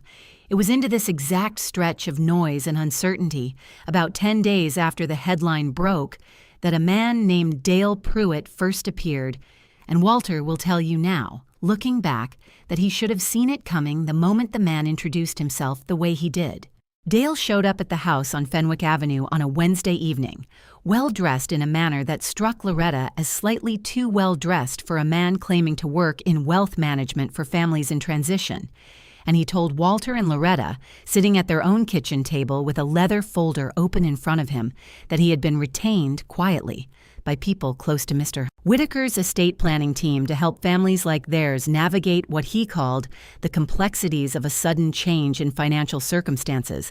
and that given the unfortunate publicity surrounding Mr. Whitaker's capacity, it would be prudent, he said, using that exact word, prudent, for the Boones to move quickly to formalize their portion of any arrangement into an independent trust he could help structure, one that would protect their interests, he said, regardless of how the family dispute over in Cleveland eventually resolved. Walter admits now that for about 20 minutes sitting at that table, he very nearly believed him, because Dale knew details he shouldn't have known easily. The approximate figures Sam had discussed, Marcus's garage plans, even the fact that Dana was finishing her nursing degree, details that made him sound exactly like someone with genuine access to the situation. It was Loretta, in the end, who asked the question that unraveled it, a plain, direct question in the specific tone she uses when something doesn't sit right with her, which Walter has learned over 33 years to take seriously, above almost anyone else's instincts, including his own. She asked Dale for Sam's direct number, the one Walter already had, just to confirm with Mr. Whitaker himself that Dale had in fact been retained by his people, and Dale's smooth explanation for why that wouldn't be possible just now, something about ongoing legal sensitivities and a communications blackout during the family dispute, arrived about 2 beats too quickly and too smoothly to sit right with either of them. Walter called Sam anyway the moment Dale left that evening, without giving any warning that he was going to, and Sam's reaction was immediate and unambiguous, a controlled, cold anger Walter had genuinely never heard from him before, telling Walter that he had never heard the name Dale Pruitt in his life, that no legitimate representative of his estate would ever approach the Boones directly without Walter hearing it first from Sam's own mouth, and that this was, unfortunately, precisely the kind of vulture the publicity around the family dispute would inevitably attract. People circling a story with real money in it, hoping to skim something off a family too overwhelmed and too unfamiliar with this world to know better. Sam's attorney, a steady, careful man named Elliot Marsh, who had represented Whitaker Aerostructures for the better part of 3 decades, drove out to Ashford Mills himself within 2 days, sat at the Boones' kitchen table where Dale Pruitt had sat less than a week earlier, and walked Walter and Loretta through exactly how to verify anyone who approached them going forward. A simple, direct callback protocol through Elliot's own office that would prevent this exact thing from happening again. Elliot also, quietly and without much ceremony, contacted the county prosecutor's office with what details the Boones could provide about Dale Pruitt,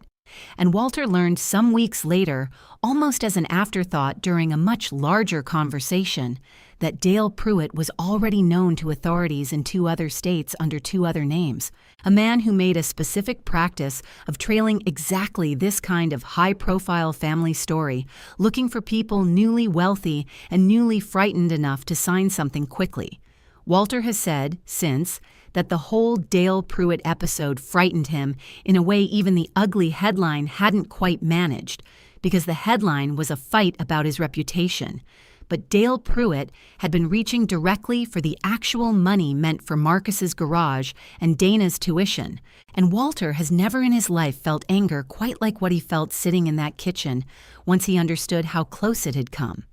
There is one more piece of the Dale Pruitt episode Walter has only recently started telling in full, because for a long time he found it too unsettling to revisit in much detail, and it involves Dana more directly than the rest of the story I've told you about that particular con man. About a week after Dale first sat at the Boones' kitchen table, and only 2 days before Elliot Marsh drove out from Cleveland to walk the family through the callback protocol that would keep them safe going forward, Dale apparently tried a second approach, this time not through Walter or Loretta directly, but through Dana, reaching out to her through a social media message that read, on its surface, like exactly the kind of supportive outreach a stressed nursing student in the middle of a public family controversy might reasonably welcome. He introduced himself in the message as someone who worked closely with education trusts similar to the one being set up for her, offered to walk her personally through what he called the paperwork. Nobody else was going to explain clearly, and suggested gently that given the chaos surrounding her family right now, it might be wise for her specifically, as the one with a professional license on the line, to set up a completely separate account structure that only she controlled. Quote, just in case anything happens with the larger family situation that could complicate your personal finances down the road. Dana, exhausted from clinical rotations and genuinely rattled by the classmate who'd accused her family of scamming a sick old man, admits now that the message landed at exactly the right moment to feel like a lifeline rather than a threat, someone offering to help her specifically, someone who seemed to understand that she was a person distinct from the larger family story rather than just an extension of her parents' sudden windfall. She almost responded with the information Dale asked for, her full name as it appeared on her nursing license, her school enrollment details, the routing number for the checking account she'd need linked to any new trust. And she has said, honestly, that what stopped her wasn't suspicion exactly. It was simple exhaustion. The fact that she was too tired that particular night to type out all the information he wanted and decided to finish her shift first and answer him the next morning instead. By the next morning, Elliot Marsh had already arrived at the house and walked the whole family through exactly this kind of approach, describing almost word for word the tactic Dale had already used on her the night before. And Dana, sitting at the kitchen table listening to Elliot's warning arrive one day too late to have prevented her from very nearly falling for it herself, has said it remains one of the most frightening near misses of her entire life. Not because of what it would have cost her financially, since Elliot later confirmed the structure Dale proposed would have simply routed her portion of the education fund into an account entirely outside the family's or the trust's oversight, but because of how close she came to trusting a stranger's kindness at the exact moment in her life, when she most needed to believe somebody out there actually had her interests at heart. Walter has said that learning about Dana's near miss, when she finally worked up the nerve to tell her parents about it a full week after it happened, frightened him more than almost anything else in the entire 7-week ordeal, more even than the headline itself, because it made concrete something that had otherwise felt abstract to him, the specific vulnerability of people freshly living through unfamiliar circumstances, people whose guard is down in exactly the ways scammers like Dale Pruitt are trained to recognize and exploit. He and Loretta sat with Dana that whole evening, not scolding her, both of them careful about that, but simply sitting with her while she cried through the delayed fear of a threat that had already passed. And Walter told her, the same thing he'd tell himself many times in the months that followed, that the fact she'd nearly been fooled said nothing at all about her judgment and everything about how good people like Dale Pruitt are at their particular ugly trade, and that the only real failure in the whole situation would have been staying quiet about it out of embarrassment instead of telling her family the truth the moment she recognized what had almost happened. Elliot Marsh, once he learned the full details, used Dana's near miss as the basis for a broader protocol he built into every subsequent conversation about the family's finances, insisting that any communication regarding any portion of the funds, whether addressed to Walter, Loretta, Marcus, or Dana individually, had to be verified through his own office before a single detail was shared with anyone claiming to represent the trust or the estate, a policy Walter has said he initially found excessive until Dana's story reminded him exactly why it mattered. The county prosecutor's office, armed with details from both the initial approach to Walter and Loretta and the later attempt on Dana, eventually connected Dale Pruitt to a pattern of nearly identical approaches against 3 other families across 2 states, each of them recently and publicly linked to a sudden inheritance or settlement. And Walter has said, learning that detail, that his family had been one of several targeted the exact same way, made him feel simultaneously less foolish for having nearly been taken in and considerably angrier on behalf of every other family Dale Pruitt had managed to actually succeed with before someone finally caught up to him. The capacity evaluation, when it finally happened, was scheduled at a law office in Cleveland 4 weeks after the headline first broke, and Elliot Marsh had explained to Walter plainly that while the formal proceeding was technically a private family and medical matter, Grant's legal team had signaled they intended to call witnesses who could speak to what they termed the pattern of judgment surrounding the Ashford Mills relationship, which meant, in practice, that Walter himself might be asked to testify, or at minimum submit a statement about the nature of his 10-year friendship with Sam. Walter had never in his life given a formal statement about anything more serious than a fender bender in the Ashford Commons parking lot, and he has said the weeks leading up to that Cleveland meeting were some of the most anxious of his adult life, not because he doubted a single word of what he'd say, but because he understood, clearly, that a lifetime of quiet decency was suddenly going to be weighed by lawyers in a room 400 miles from anyone who actually knew him. Sam's daughter, Renata Whitaker Cole, flew in from Lisbon 3 days before the hearing, and Walter met her for the first time in Elliot Marsh's office, a composed, sharp-eyed woman in her late 40s who had, Walter learned quickly, been considerably more troubled by her brother's maneuvering than her distance from the family business had led on from overseas. She told Walter directly in their first conversation that she had watched her father grieve her mother for 12 years from a distance that made her ashamed even now, that she had assumed, wrongly, that his disappearances into small towns were simply an old man's harmless eccentricity not worth confronting him about, and that when she finally read the details of what Walter and his family had actually done, and more importantly what they had not asked for in return, it had made her deeply and personally angry at her own brother in a way she hadn't expected. She said, "Mr. Boone, my brother has spent 9 years telling himself a story where my father is fragile and needs protecting from his own decisions, and I think the truth is considerably harder for Grant to sit with, which is that our father made one of the clearest-headed decisions of his entire life when he chose to trust your family, and Grant simply cannot forgive him for choosing a stranger in Pennsylvania over a son who stopped actually seeing him years before any of this started." The hearing itself was less dramatic than Walter had feared, and more exhausting than he expected. A full day of medical testimony, financial records, and careful clinical questions from a court-appointed evaluator who ultimately, after 2 separate independent assessments, found Samuel Whitaker fully competent to manage his own affairs, noting in her written findings that his decisions, while unconventional, reflected consistent values, clear reasoning, and an unimpaired understanding of the consequences of his own choices, precisely the opposite of what Grant's legal team had spent weeks trying to establish. Walter did end up submitting a statement written the night before with Loretta sitting beside him at the kitchen table helping him find the right words,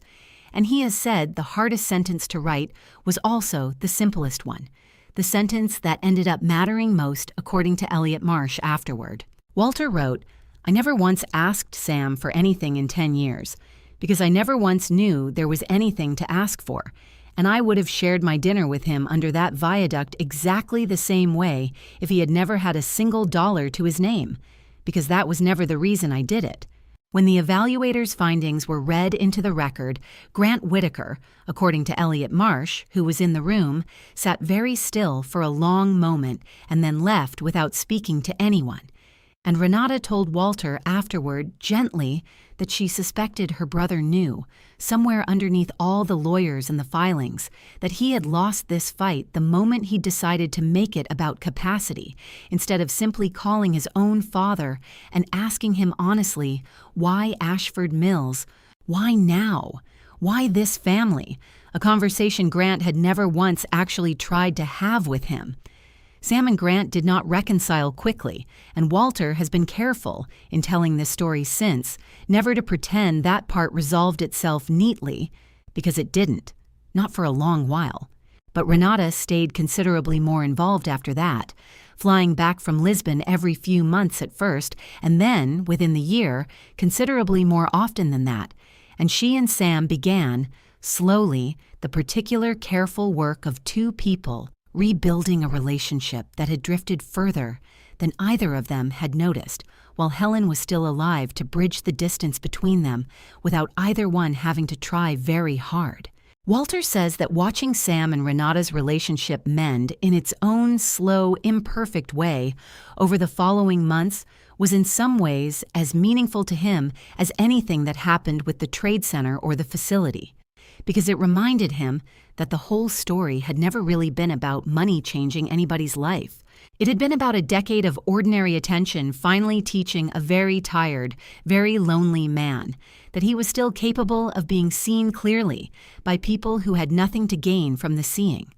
I want to go back now and tell you about a stretch of years in the middle of this story that I skipped past too quickly the first time through, because I think it matters, and because Walter himself has said that if you only hear about the freezing first night and the diner booth revelation, you miss the actual texture of what 10 years of a friendship like this looks like, which is mostly small, unremarkable moments that don't sound like much when you describe them out loud, but that add up, quietly, into something enormous. There was a stretch, around year 6, when Sam went missing from the viaduct for nearly a full month, longer than he had ever been away before, and Walter admits now that he spent that entire month genuinely worried, walking his route each night half expecting to find the concrete ledge empty again, the way it eventually was found on nights when the weather turned dangerous enough that Walter privately hoped Sam had found somewhere warmer to be. When Sam finally reappeared on a mild April evening, he looked thinner, more tired than Walter had ever seen him, and it took several visits before he said anything about where he'd been. Eventually, sitting under that viaduct with the spring air still carrying a chill, Sam told Walter that he'd needed to go handle something back home, his voice carefully vague in the way Walter had long since learned meant the subject wasn't going to open up much further and that it had been harder than he expected, and that he was glad, more than he could easily explain, to be back sitting on that particular ledge with that particular company. Walter didn't press. He simply said, "Well, I'm glad you're back too," and unwrapped the sandwich, and it wasn't until the diner revelation years later that Walter understood that month had almost certainly coincided with a serious health scare of Sam's own, a mild cardiac event Sam eventually mentioned only in passing, treated quietly at a private facility under a name that wasn't quite his own, the kind of thing a company chairman manages very differently than an ordinary man manages a health scare. And Walter has said, thinking back on it, that it explains something about why Sam's gratitude for those simple Tuesday and Thursday visits ran as deep as it apparently did.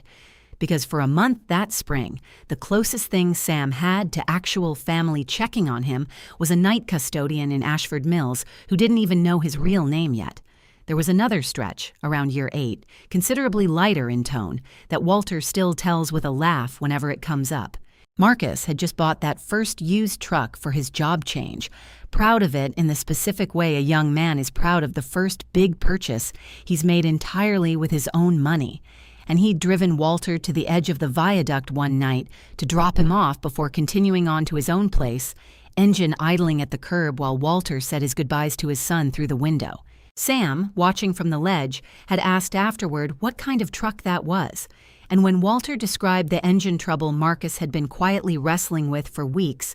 trouble Marcus hadn't wanted to burden his father with, given how much the truck itself had already cost him, Sam had asked an unusually specific technical follow-up question about the transmission symptoms, the kind of question Walter, at the time, chalked up to Sam simply having once owned a truck of his own decades earlier.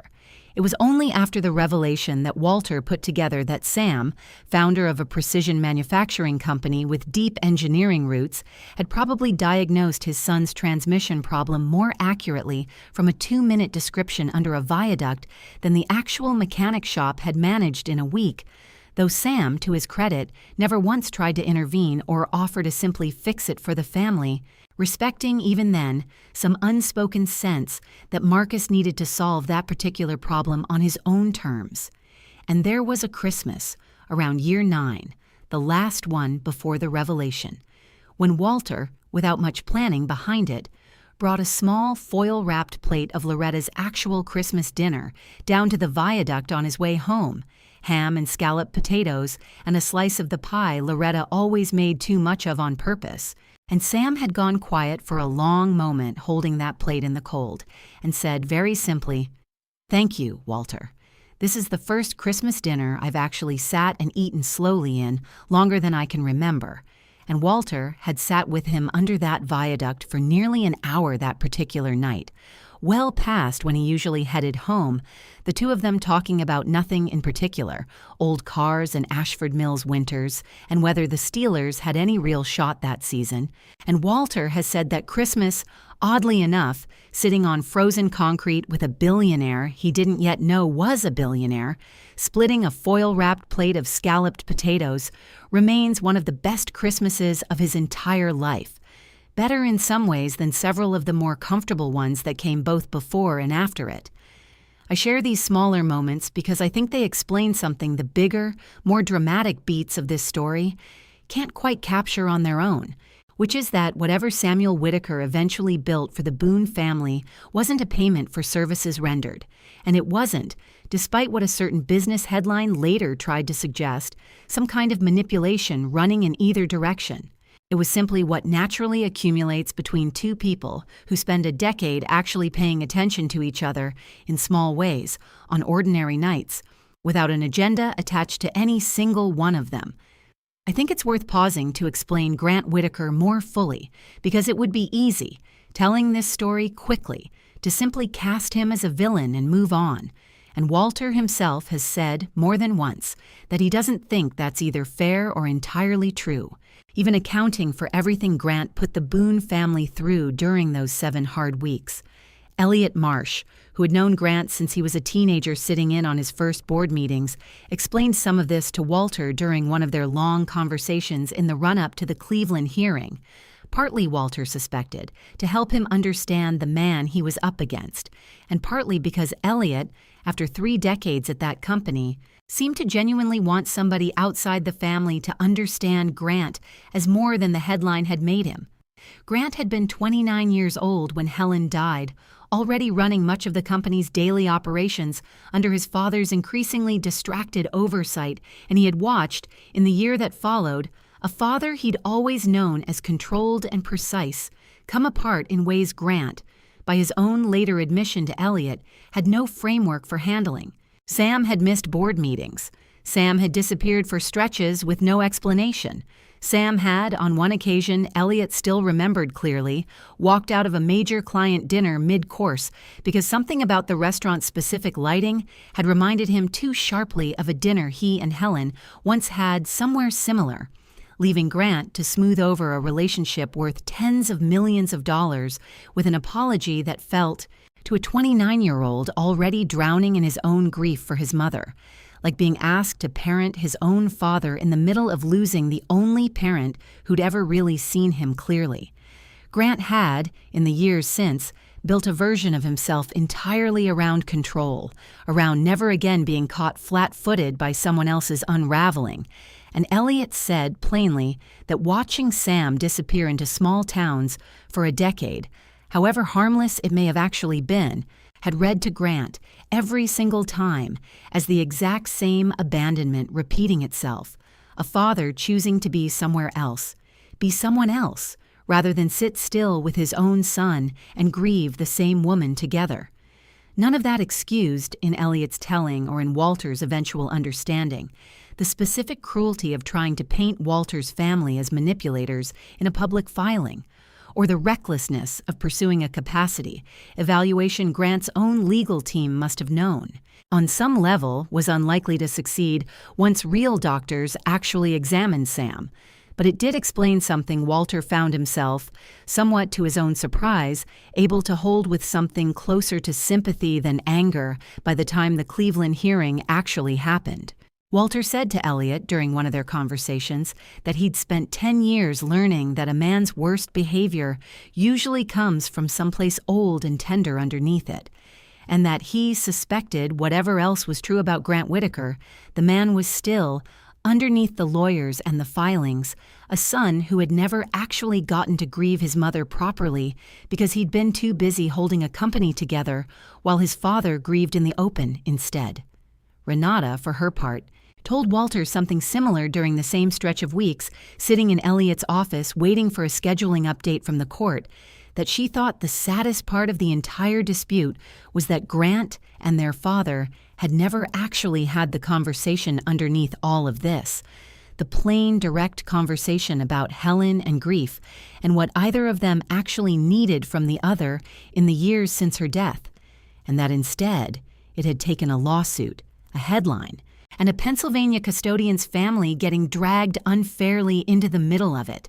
for either Whitaker man to be forced to sit in a room together and finally say some of it out loud. She said,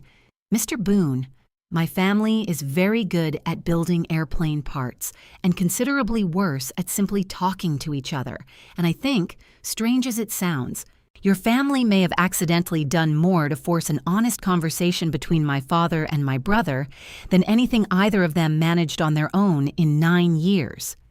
That honest conversation, when it finally happened, took place not in Elliot's office or in any courtroom, but 3 weeks after the hearing concluded, at Sam's own kitchen table, of all places, with Renata present and Elliot deliberately absent, and Sam told Walter about it afterward in a phone call, his voice carrying a lightness Walter hadn't heard from him even in the early weeks of their renewed friendship. Sam said that Grant had cried, for the first time in Sam's presence since Helen's funeral, and had finally said the thing Sam suspected he'd needed to say for 9 years, that he'd been furious not because his father gave money to a stranger in Pennsylvania, but because his father had let a stranger in Pennsylvania see him grieve honestly in a way Grant had never once been allowed to see or share with him directly. Sam told Walter that he'd said back to his son simply, "You were 29 years old and running my company and burying your mother at the same time, Grant, and I let you do all three without ever once asking how you were managing it, and I am the one who owes you an apology that's 9 years overdue, not the other way around." It did not fix everything overnight. Sam was careful to tell Walter, these things rarely do, but it was, he said, the first real conversation he and his son had had in nearly a decade, and he credited it, without any exaggeration Walter could detect, to the entire ordeal the Boone family had been unfairly put through.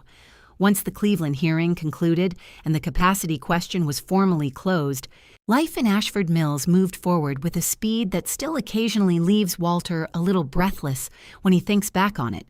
Because after 10 years of a friendship that unfolded at the unhurried pace of shared Tuesday sandwiches, everything that followed the resolution happened in a matter of months instead of years. Marcus's garage broke ground on a lot 2 blocks off Route 9 that had sat empty since a tire shop closed there a decade earlier, and Walter still has, framed in the front hall of the house on Fenwick Avenue, a photograph of Marcus standing in front of the half-finished building in a hard hat, grinning in a way Walter says he hadn't seen on his son's face since Marcus was maybe 12 years old and first got an engine running on his own in Earl Boone's old garage. Marcus named the place Boone Precision Auto, a small, deliberate echo of Whitaker Aerostructures that Sam apparently found so moving when Marcus told him about it that he insisted on being there personally for the ribbon cutting, standing quietly at the back of a small crowd in a suit considerably nicer than the coat Marcus had first known him in, though Marcus has said Sam looked, if anything, a little uncomfortable being fussed over, more at home, even now, holding a wrench and asking pointed questions about torque specifications than accepting anyone's thanks. Dana finished her nursing degree the following spring, walking across a stage in a cap and gown with Walter and Loretta in the 3rd row, both of them crying in the specific, unashamed way parents cry at their child's graduation, regardless of what else has happened in the family's life that year. And she took a position in the new occupational health clinic that Whitaker Aerostructures built as part of its facility campus. Work, she says, feels like the first job she's ever had that doesn't require choosing between her patients and her own exhaustion. She still lives modestly, still drives the same car she bought used 3 years earlier, and she has said, more than once, that the strangest part of the whole experience wasn't the money itself, but discovering that she didn't actually want her life to look all that different once the fear of not making it through nursing school lifted, that the exhaustion had been the enemy all along, not the modesty of the life underneath it. The Helen Whitaker Trade and Technical Center broke ground on the old fenced-off mill land in early autumn, and Walter still remembers the specific strangeness of watching bulldozers clear a lot he had walked past his entire childhood believing would sit empty forever, the chain-link fence that had ringed it since before Walter's own children were born, finally coming down in sections, exposing ground that hadn't seen open sky in a generation. The building itself took the better part of a year to complete, a low, practical brick structure deliberately designed, at Sam's own insistence, to echo the look of the old mill buildings rather than some sleek corporate campus aesthetic, because he told the architects, according to Elliot, who was present for that particular meeting, that this town's dignity was built inside buildings that looked like this one. And he wasn't interested in erasing that history just because the money behind the new building happened to be considerable. Walter was asked, partway through construction, whether he would consider serving on the center's founding advisory board, a mostly ceremonial position at first, he assumed, until he sat through his first actual meeting and realized the other board members, a mix of local employers, a community college administrator, and 2 retired tradesmen from the old mill days, genuinely wanted his input, not as Samuel Whitaker's friend, but as a man who had spent 22 years understanding, from the inside of a maintenance closet, exactly what skills this town's working people actually needed and rarely had a clean path toward learning. Walter has said that serving on that board, more than almost anything else that came out of the whole story, gave him a sense of purpose he hadn't expected to find at 58 years old. The specific satisfaction of watching something built that would outlast him, built for people he would likely never personally meet, kids not yet born who would walk through those doors in 15 or 20 years, needing exactly the kind of tuition-free path into a trade that hadn't existed in Ashford Mills for decades. Loretta, for her part, cut her hours at St. Agnes down to part-time, not stopping entirely, because she said, echoing something Walter had said to her that very first sleepless night, that she wasn't ready to lose the specific rhythm of a job she'd done well for over 2 decades. But she used the extra time to volunteer twice a week at the same hospital, rocking newborns in the NICU on the overnight shift she knew best, work she says she would have paid to do if anyone had ever asked her to, and which she now simply gets to do without the weight of needing the paycheck attached to it. I want to describe, too, what the facility's arrival actually did to Ashford Mills more broadly in that first year, beyond the Boone family's own particular story, because Walter has said he thinks it would be a disservice to the whole point of this account to make it sound like the town's revival was somehow a side effect of one family's good fortune rather than the actual central purpose of the entire investment from the beginning. The 380 jobs the facility created directly turned out to be, within the first year of hiring, closer to 410, once the plant ramped up to full production, faster than even Whitaker Aerostructure's own internal projections had estimated, and the ripple effects moved through Ashford Mills in ways that showed up first in small, unglamorous places, long before anyone wrote a headline about them. The diner 2 blocks from the viaduct, the Ashford Diner, where Sam had first told Walter the truth, saw its breakfast rush nearly double within 8 months, enough that the owner, a weary, cheerful woman named Connie Petrosky, who had been quietly considering retirement before any of this happened, hired 3 new servers and put off retirement for what she told Walter would probably be another 5 good years now that there were finally enough hands coming through the door in the morning to make the extra staff worthwhile. The hardware store on Route 9 that had been barely hanging on for a decade started stocking safety equipment and tools specifically requested by the new plant's maintenance staff, a small but real shift in its business that its owner told the Gazette had added, in his words, breathing room he hadn't had since before the mill first closed. A daycare center opened for the first time in 6 years to serve the new families moving into town for plant jobs, filling within its first 2 months to a waiting list, a fact the town council pointed to at its year-end meeting, as the single clearest sign that Ashford Mills's population decline, which had run steadily downward for 3 decades, had for the first time actually reversed itself, modestly, but reversed nonetheless. Housing values on the modest side streets near downtown, streets like Fenwick Avenue where the Boones lived, rose enough over that first year that several longtime residents who had assumed they would eventually need to sell at a loss just to relocate somewhere with better job prospects found themselves instead able to stay, a change Mayor Callahan specifically credited, in her own remarks at that year-end meeting, to the kind of stable, well-paying manufacturing work the town hadn't seen at this scale since the original mill's best years in the 1970s. Walter has said that watching this broader transformation unfold around his own family's story was, in some ways, more meaningful to him than any of the specific things that happened to the Boones directly, because it confirmed something he had believed his whole life without ever having proof of it, that a town like Ashford Mills was never actually dying. It was simply waiting, patiently and a little desperately, for somebody to finally bet on it the way Sam eventually did. The Helen Whitaker Trade and Technical Center's first cohort of students graduated its initial 6-month welding certification track just before the 1-year anniversary of the grand opening. 22 students in that first class, most of them Ashford Mills natives who had spent years commuting to warehouse jobs 40 minutes away or working retail positions well below their actual capability, simply because no affordable path into skilled trades had existed locally.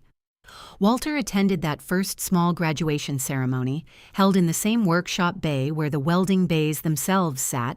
and he has said watching 22 young men and women receive certificates that would, almost all of them, lead directly into jobs at the new Whitaker facility or one of the smaller manufacturers that had begun circling Ashford Mills once word spread about the newly trained local workforce, moved him in a way he genuinely hadn't expected walking into that ceremony. He recognized several of the graduates personally, including the daughter of a woman Loretta had worked alongside in the St. Agnes laundry department for over a decade, and watching that particular young woman walk up to receive her welding certification, Walter has said,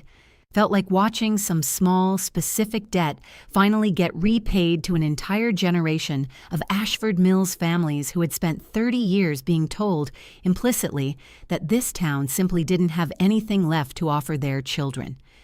There is a conversation Walter had with his own father's memory, in a manner of speaking, that he has only told a handful of people about, and I want to include it here because I think it explains something essential about where Walter's particular brand of quiet decency actually came from, long before Samuel Whitaker ever sat down under that viaduct. Earl Boone died 9 years before any of this happened, back when Marcus was still in high school, and Walter has said that in the weeks after the Cleveland hearing concluded, once the noise of lawyers and headlines finally quieted down, he found himself driving out to the small cemetery on the edge of town more often than he had in years, sitting by his father's headstone in his truck some evenings before his shift,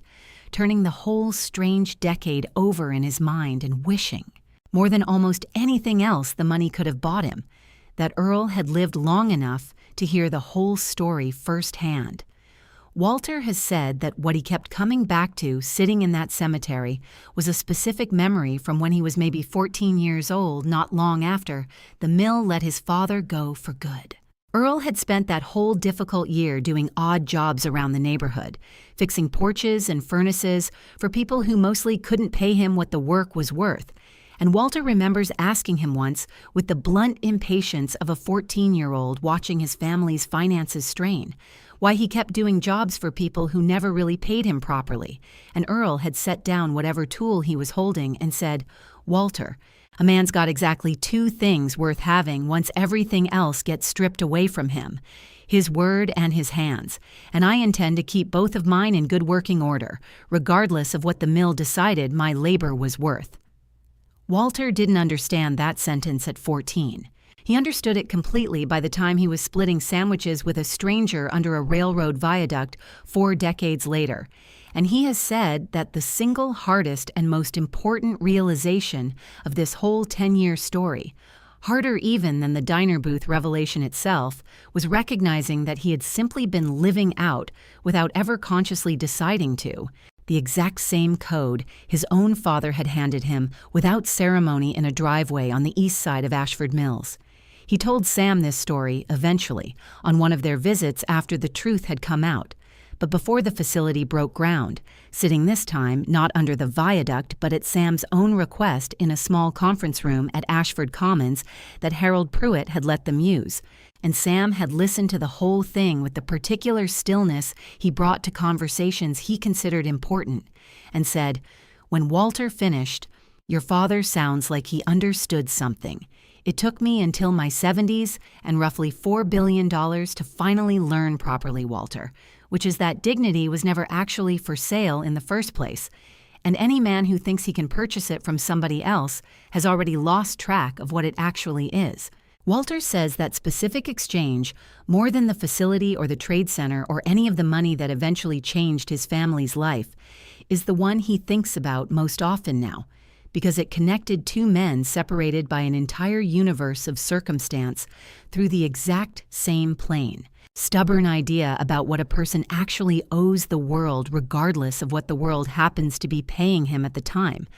I mention Earl Boone's memory here also because it matters to something that happened during the 7 hard weeks of the Whittaker family dispute, a detail Walter has only shared more recently, once enough time had passed that it stopped feeling raw. During the worst stretch of that ordeal, when the headline was still fresh and the local news van was still occasionally circling Ashford Commons looking for a comment,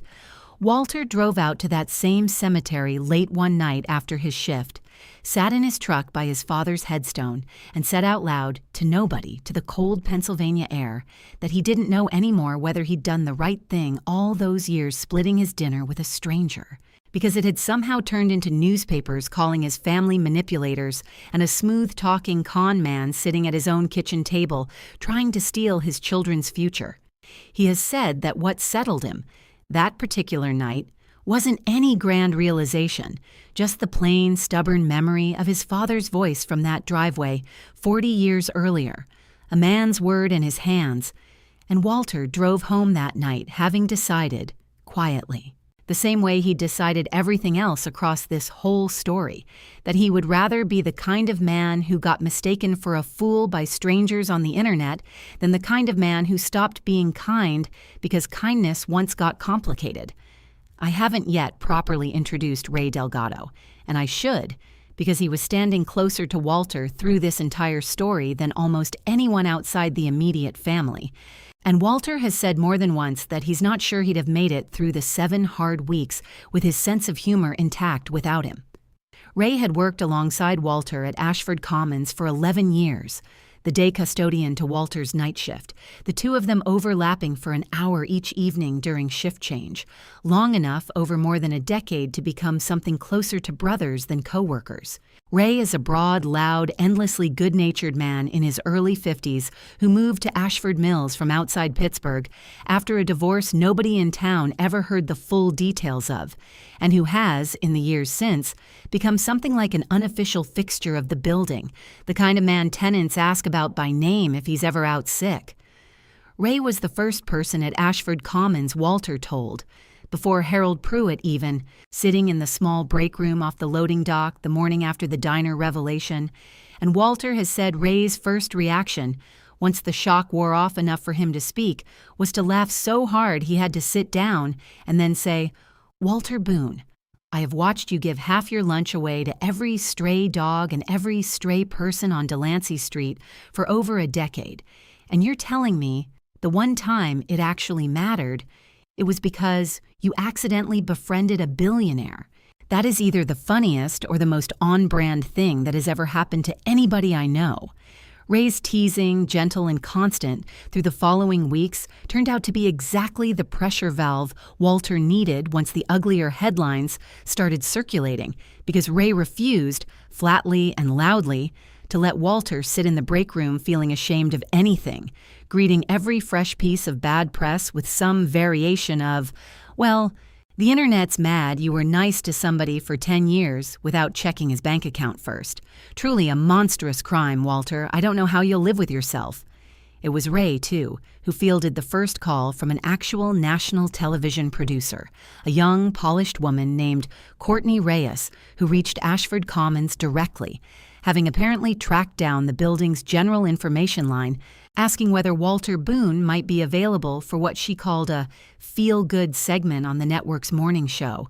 And Ray, without checking with Walter first, told her, in a tone Walter later heard described secondhand with considerable delight from Harold, that Walter was currently occupied mopping up a supply closet and would call her back once he had a free moment sometime in the next several years, and then hung up before she could finish her follow-up question. Walter did eventually agree to a small handful of interviews, carefully chosen with Elliot Marsh's guidance, mostly local and regional outlets rather than the national morning shows that came calling in the weeks after the Trade Center announcement, because Walter said plainly when Courtney Reyes's producer eventually reached him directly that he appreciated the interest, but he had never once done any of this to be seen doing it. And turning it into a television segment felt like it would cheapen the only part of the whole story that had ever actually mattered to him, which was 10 years of a friendship nobody was supposed to be watching in the first place. He did agree to one interview that mattered to him more than the others, with the Ashford Mills Gazette, the same 4-page weekly paper that had covered his own wedding announcement 33 years earlier.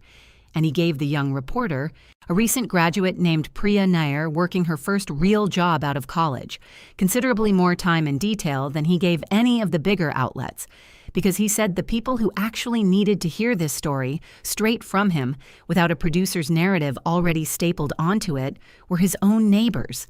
the people who'd known him his whole life and deserved better than to learn the truth about their own town's biggest news story from a cable network 4 states away. Priya's article ran on the front page under a headline considerably plainer and more accurate than anything the business press had managed: Night Custodian's Decade of Quiet Kindness behind New Whitaker facility. And Walter still has 3 copies of that particular issue, one framed in the hallway next to Marcus's garage photograph, 2 more tucked in a drawer for Dana and Marcus whenever they eventually want their own copy of the version of this story that actually got it right the first time.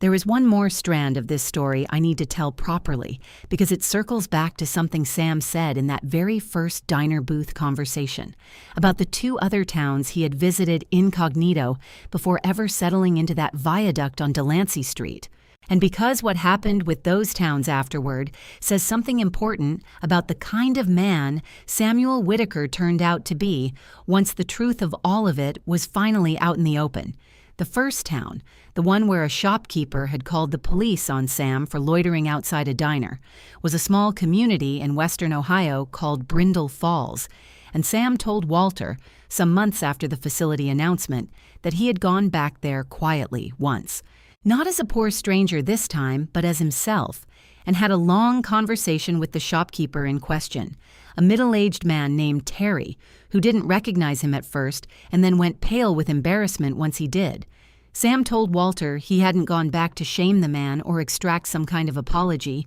He'd gone back because he wanted to understand, honestly, what had made Terry react the way he had that day. And Terry, to his credit, had been honest with him, telling Sam that the diner had been robbed twice that same year by men who'd initially presented themselves as simply needing a meal, and that Terry's suspicion of Sam that day had come from real fear built up over real losses, not simple cruelty. Sam told Walter that conversation had actually mattered enormously to him, because it complicated the simple story he might otherwise have told himself about which towns deserved investment and which didn't. And he ended up, quietly, funding a small business security grant program through the county for towns like Brindle Falls, not the Trade Center or the facility Ashford Mills received, but something smaller, aimed specifically at helping small shopkeepers protect themselves without needing to treat every stranger who walked through their door as a threat. The second town, where people had simply looked through him without acknowledgement, troubled Sam more, in some ways, than Brindle Falls had, because there was no specific wound behind the behavior he could identify and address the way he had with Terry, just a kind of ambient indifference that Sam came to believe was its own particular symptom of a place that had given up expecting anything from itself. He didn't build anything there, not directly, but Walter says Sam brought it up more than once in their later conversations, turning it over the way you turn over an unsolved problem you can't quite let go of. And Elliot Marsh eventually mentioned to Walter, almost in passing, that Sam had quietly begun funding a series of small civic grants. They're aimed at rebuilding exactly the kind of community gathering spaces, a rebuilt library reading room, a renovated community center, that towns need in order to remember how to actually see each other again in the first place.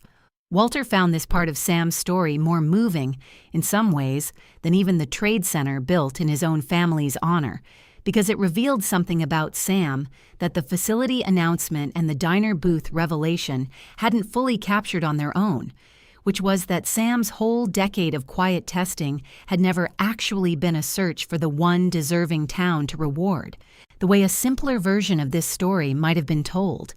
It had been an honest, ongoing education in the different ways towns and the people in them come to be who they are, the fear behind Brindle Falls' suspicion, the exhaustion behind the second town's indifference, and the specific stubborn decency he happened to find in Ashford Mills, none of which Sam ever framed in Walter's presence as one town being simply better than the others. Walter has said that talking with Sam about Brindle Falls and the unnamed second town taught him something he hadn't expected to learn from any of this, which is that the whole story was never really about him being special, exactly as Grace Whitfield, in a different town in a different story, had once put it to a billionaire of her own. It was about him happening to be standing in exactly the right place, at exactly the right moment, when a tired, grieving man needed somebody to simply treat him like he still mattered.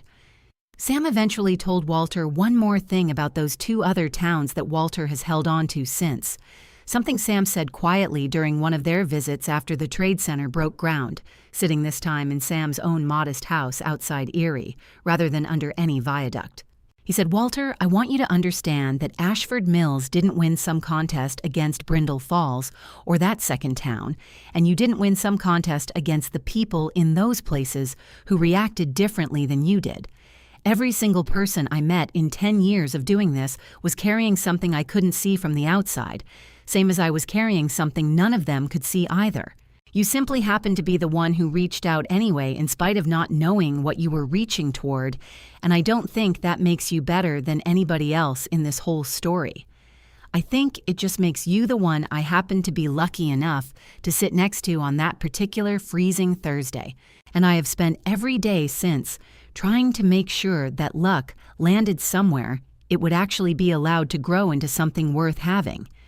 There is a smaller moment from the week after the Cleveland hearing that Walter has said belongs in this story even though it never made any headline anywhere, because he thinks it explains, better than the ribbon cuttings ever could, what actually shifted inside him once the worst of the ordeal had passed. He was walking his usual route home from Ashford Commons, well after 2 a.m, the same stretch of Delancey Street he had walked for over 2 decades, and he passed a young man he didn't recognize sitting against the wall of the shuttered pharmacy, 2 doors down from where Dana had once worked the counter, a duffel bag beside him, not unlike the one Sam had carried for a decade, a look on his face Walter recognized instantly from a version of himself he'd stood beside under that viaduct many times over the years. Walter stopped, the way he had stopped that very first freezing Thursday a decade earlier, and asked the young man if he was doing all right. And the young man, wary at first in the specific way people get wary when a stranger stops to ask them anything at 2 a.m, eventually said he'd hitchhiked in from 2 counties over chasing a warehouse job that had fallen through the day he arrived and didn't have anywhere particular to be until the shelter on Route 9 opened its doors again at 6. Walter didn't have his lunch pail with him that night, his shift having ended before Loretta usually packed it for the next one, but he sat down anyway. the same unhurried way he'd sat down beside Sam a decade before, and talked with the young man for the better part of 20 minutes about nothing in particular: where he was from, what kind of work he was hoping to find, whether the new Whitaker facility might have anything open for somebody willing to start at the bottom and learn. Before he left, Walter gave the young man what cash he had in his own wallet, considerably more than a lunch pail's worth this time, along with the name of the trade center's intake coordinator and a promise to call ahead himself in the morning so the young man wouldn't be just another anonymous name showing up at the door. He has said since that some people who've heard the broad outlines of this story assume that particular night must have felt like some kind of full circle moment, and he understands why they'd think that. But he says honestly, it didn't feel symbolic in the moment at all. It felt exactly like every other night he'd stopped to sit with somebody on that same stretch of Delancey Street for over a decade, because nothing about the last year, not the money, not the trade center, not any of it, had actually changed the plain, simple instinct underneath all of it. He was still just a tired man walking home from a night shift, still willing to stop and sit down next to somebody the rest of the world might walk past without a second glance.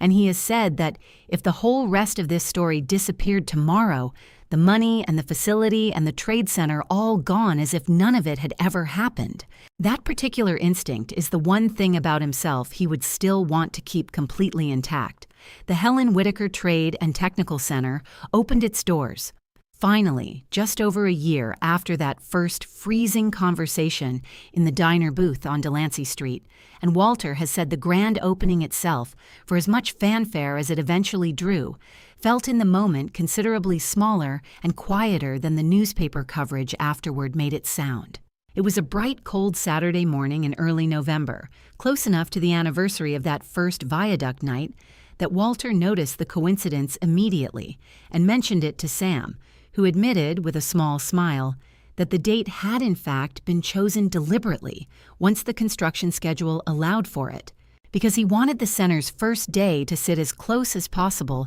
to the memory of the night this whole thing had actually begun.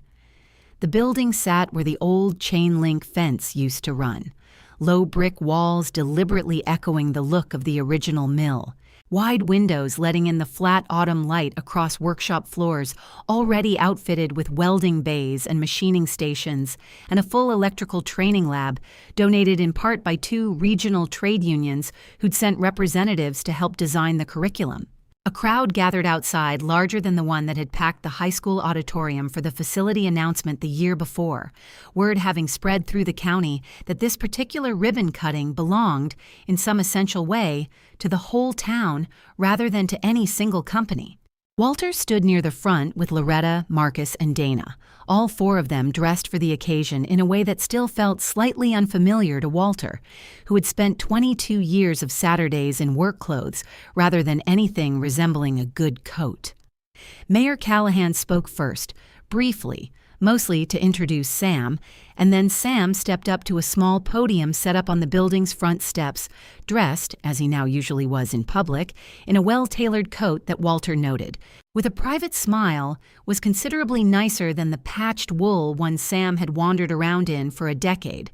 though Walter suspected, correctly as it turned out, that the old coat was folded away somewhere safe rather than discarded.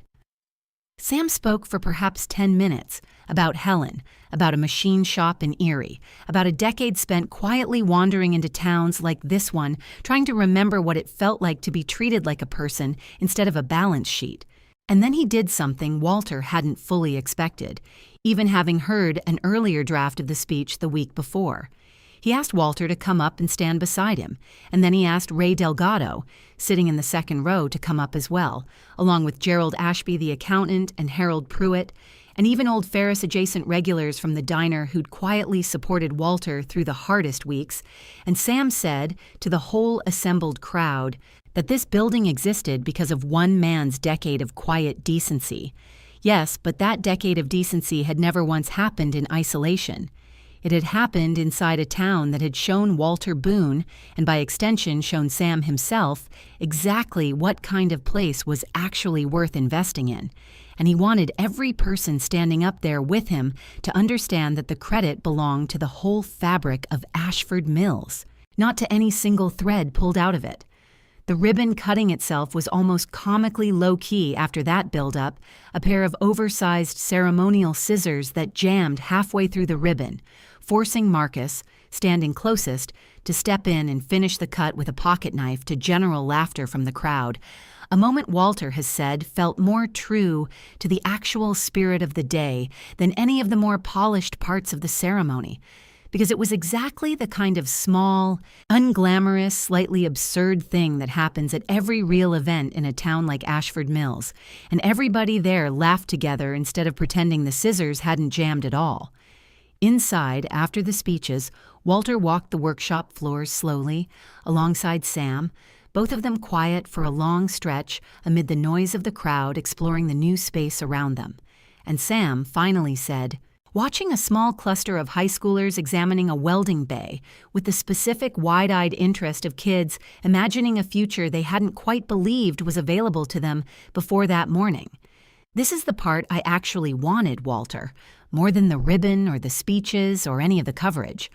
I wanted to stand in a building on land that used to just be fenced off and forgotten, and watch kids look at it like it might actually be theirs to walk into,"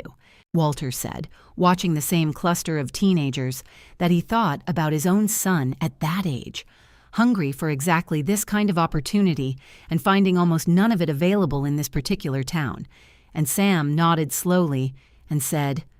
"That's precisely it, Walter. That's the whole entire reason for any of it." And neither of them said much else for a while after that, just walked the building together, two men who'd first met each other freezing under a railroad bridge, watching a decade of quiet Tuesdays and Thursdays finally take a physical shape neither of them could have fully pictured back when it started. It has been a little over a year now since that grand opening, and I want to close this story properly,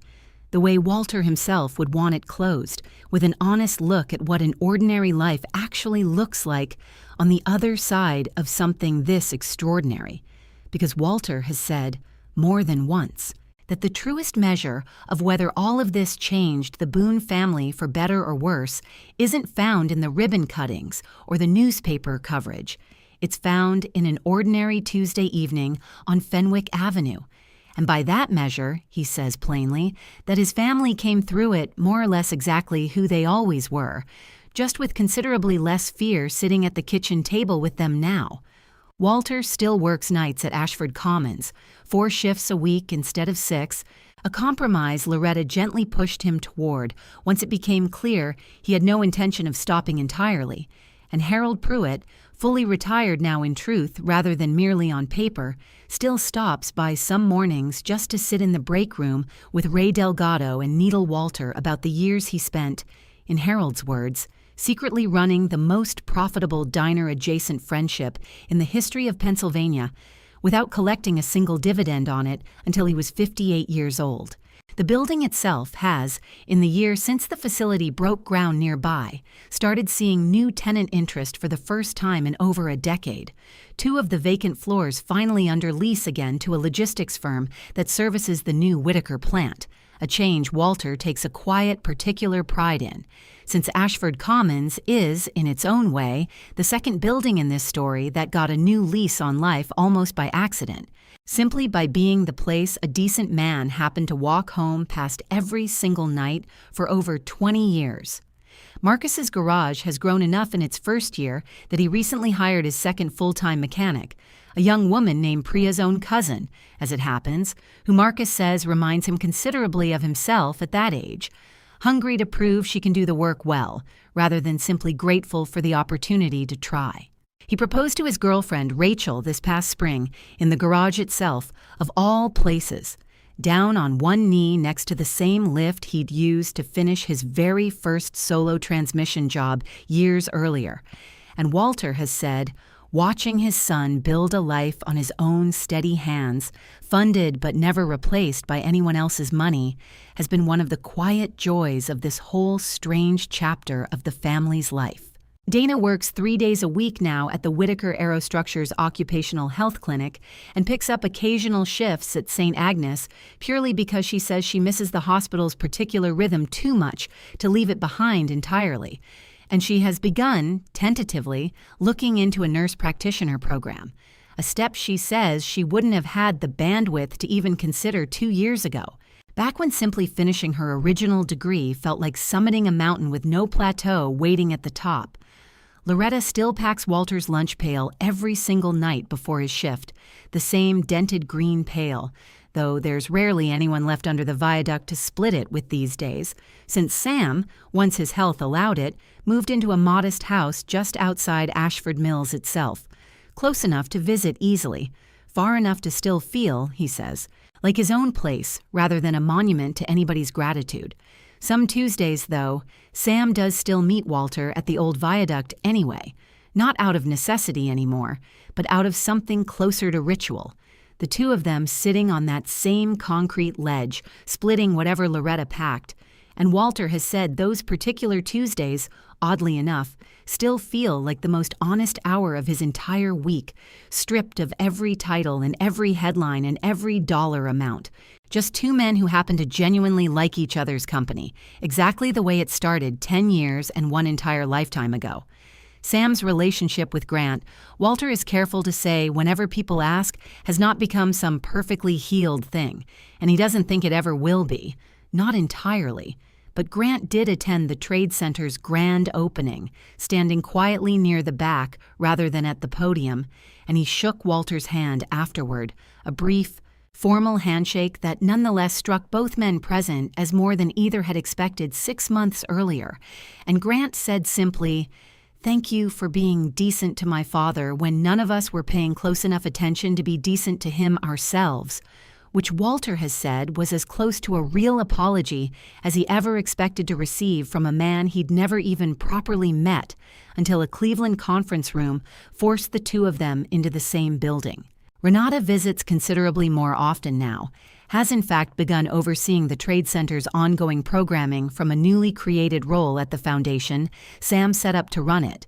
Work, she says, has given her a sense of purpose she hadn't realized she was missing during all those years, managing the family's affairs from a comfortable distance in Lisbon. Walter still thinks, more often than you might expect, about that first freezing Thursday under the viaduct, about a version of himself who very nearly kept walking that night, tired and cold and heading home to a family that needed him too. And he has said, honestly, that he doesn't know exactly what made him stop that particular evening, instead of every other evening he might have passed a stranger on Delancey Street without a second thought over the years. He doesn't think it was some grand moral clarity. He's quick to say that. He thinks it was simply his mother's voice, and his father's voice, and 30-some years of a marriage to a woman who never once needed a longer explanation than there's a fellow who could use it, all of it quietly steering one tired custodian's feet to stop walking on one particular cold night instead of continuing on toward home. He says he likes to think, if he'd kept walking that night, some other version of this story would have found its way to Ashford Mills eventually anyway, because Sam has said as much himself, that he intended to keep testing towns until he found what he was looking for regardless of how long it took. But Walter is glad, in a way he still finds difficult to fully put into words even now, that it happened to be him who stopped. Him who sat down on that particular ledge, him who reached into that lunch pail without a second thought, because it gave him 10 years of a friendship he would have chosen every single time, even if it had never led to a single dollar or a single ribbon cutting. And he wants anyone hearing this story to understand that part clearly, more clearly than any other part of it. The sandwiches were never a transaction. They were never a test he was trying to pass. They were just two men on a cold night deciding to be decent to each other, and everything else, the facility, the trade center, the garage, the tuition, all $3.8 billion of everything else, was simply what grew, slowly and almost accidentally, out of 10 years of two people choosing, over and over, on ordinary nights nobody else was watching, to treat each other like they still mattered. If this story moved you even a little, if it reminded you that the smallest, most unremarkable kindness you offer someone today might be quietly changing the whole shape of somebody's life in ways you'll never get to see, then do one thing before you go. Find somebody in your own life this week, a stranger, a coworker, a neighbor you've never really spoken to, and offer them something small without expecting a single thing back, not because it might come back to you the way it came back to Walter Boone, but because that was never actually the point of it, not for Walter and not for you either. And if you want more stories like this one, true stories about ordinary decency finding its way back around in ways nobody could have predicted, make sure you're subscribed, because there's a new one waiting for you every single day, and somewhere out there tonight, under a bridge or in a diner booth or on a park bench nobody else is paying attention to, the next Walter Boone is probably deciding, right now, without any idea what it might eventually grow into, to simply share what little they have with somebody who needs it more. Walter has said, when people ask him now what he'd tell somebody standing exactly where he stood 10 years ago, tired, cold, walking home past a stranger who looked like he needed something Walter wasn't sure he could spare, that he wouldn't tell them anything grand or complicated, because none of what happened to his family started with a grand or complicated decision in the first place. He'd tell them simply to stop walking just for a minute and see who's actually sitting there in front of them, because you never know, not really, not ever, exactly what you're looking at when you finally decide to sit down next to somebody the rest of the world has already decided to walk past.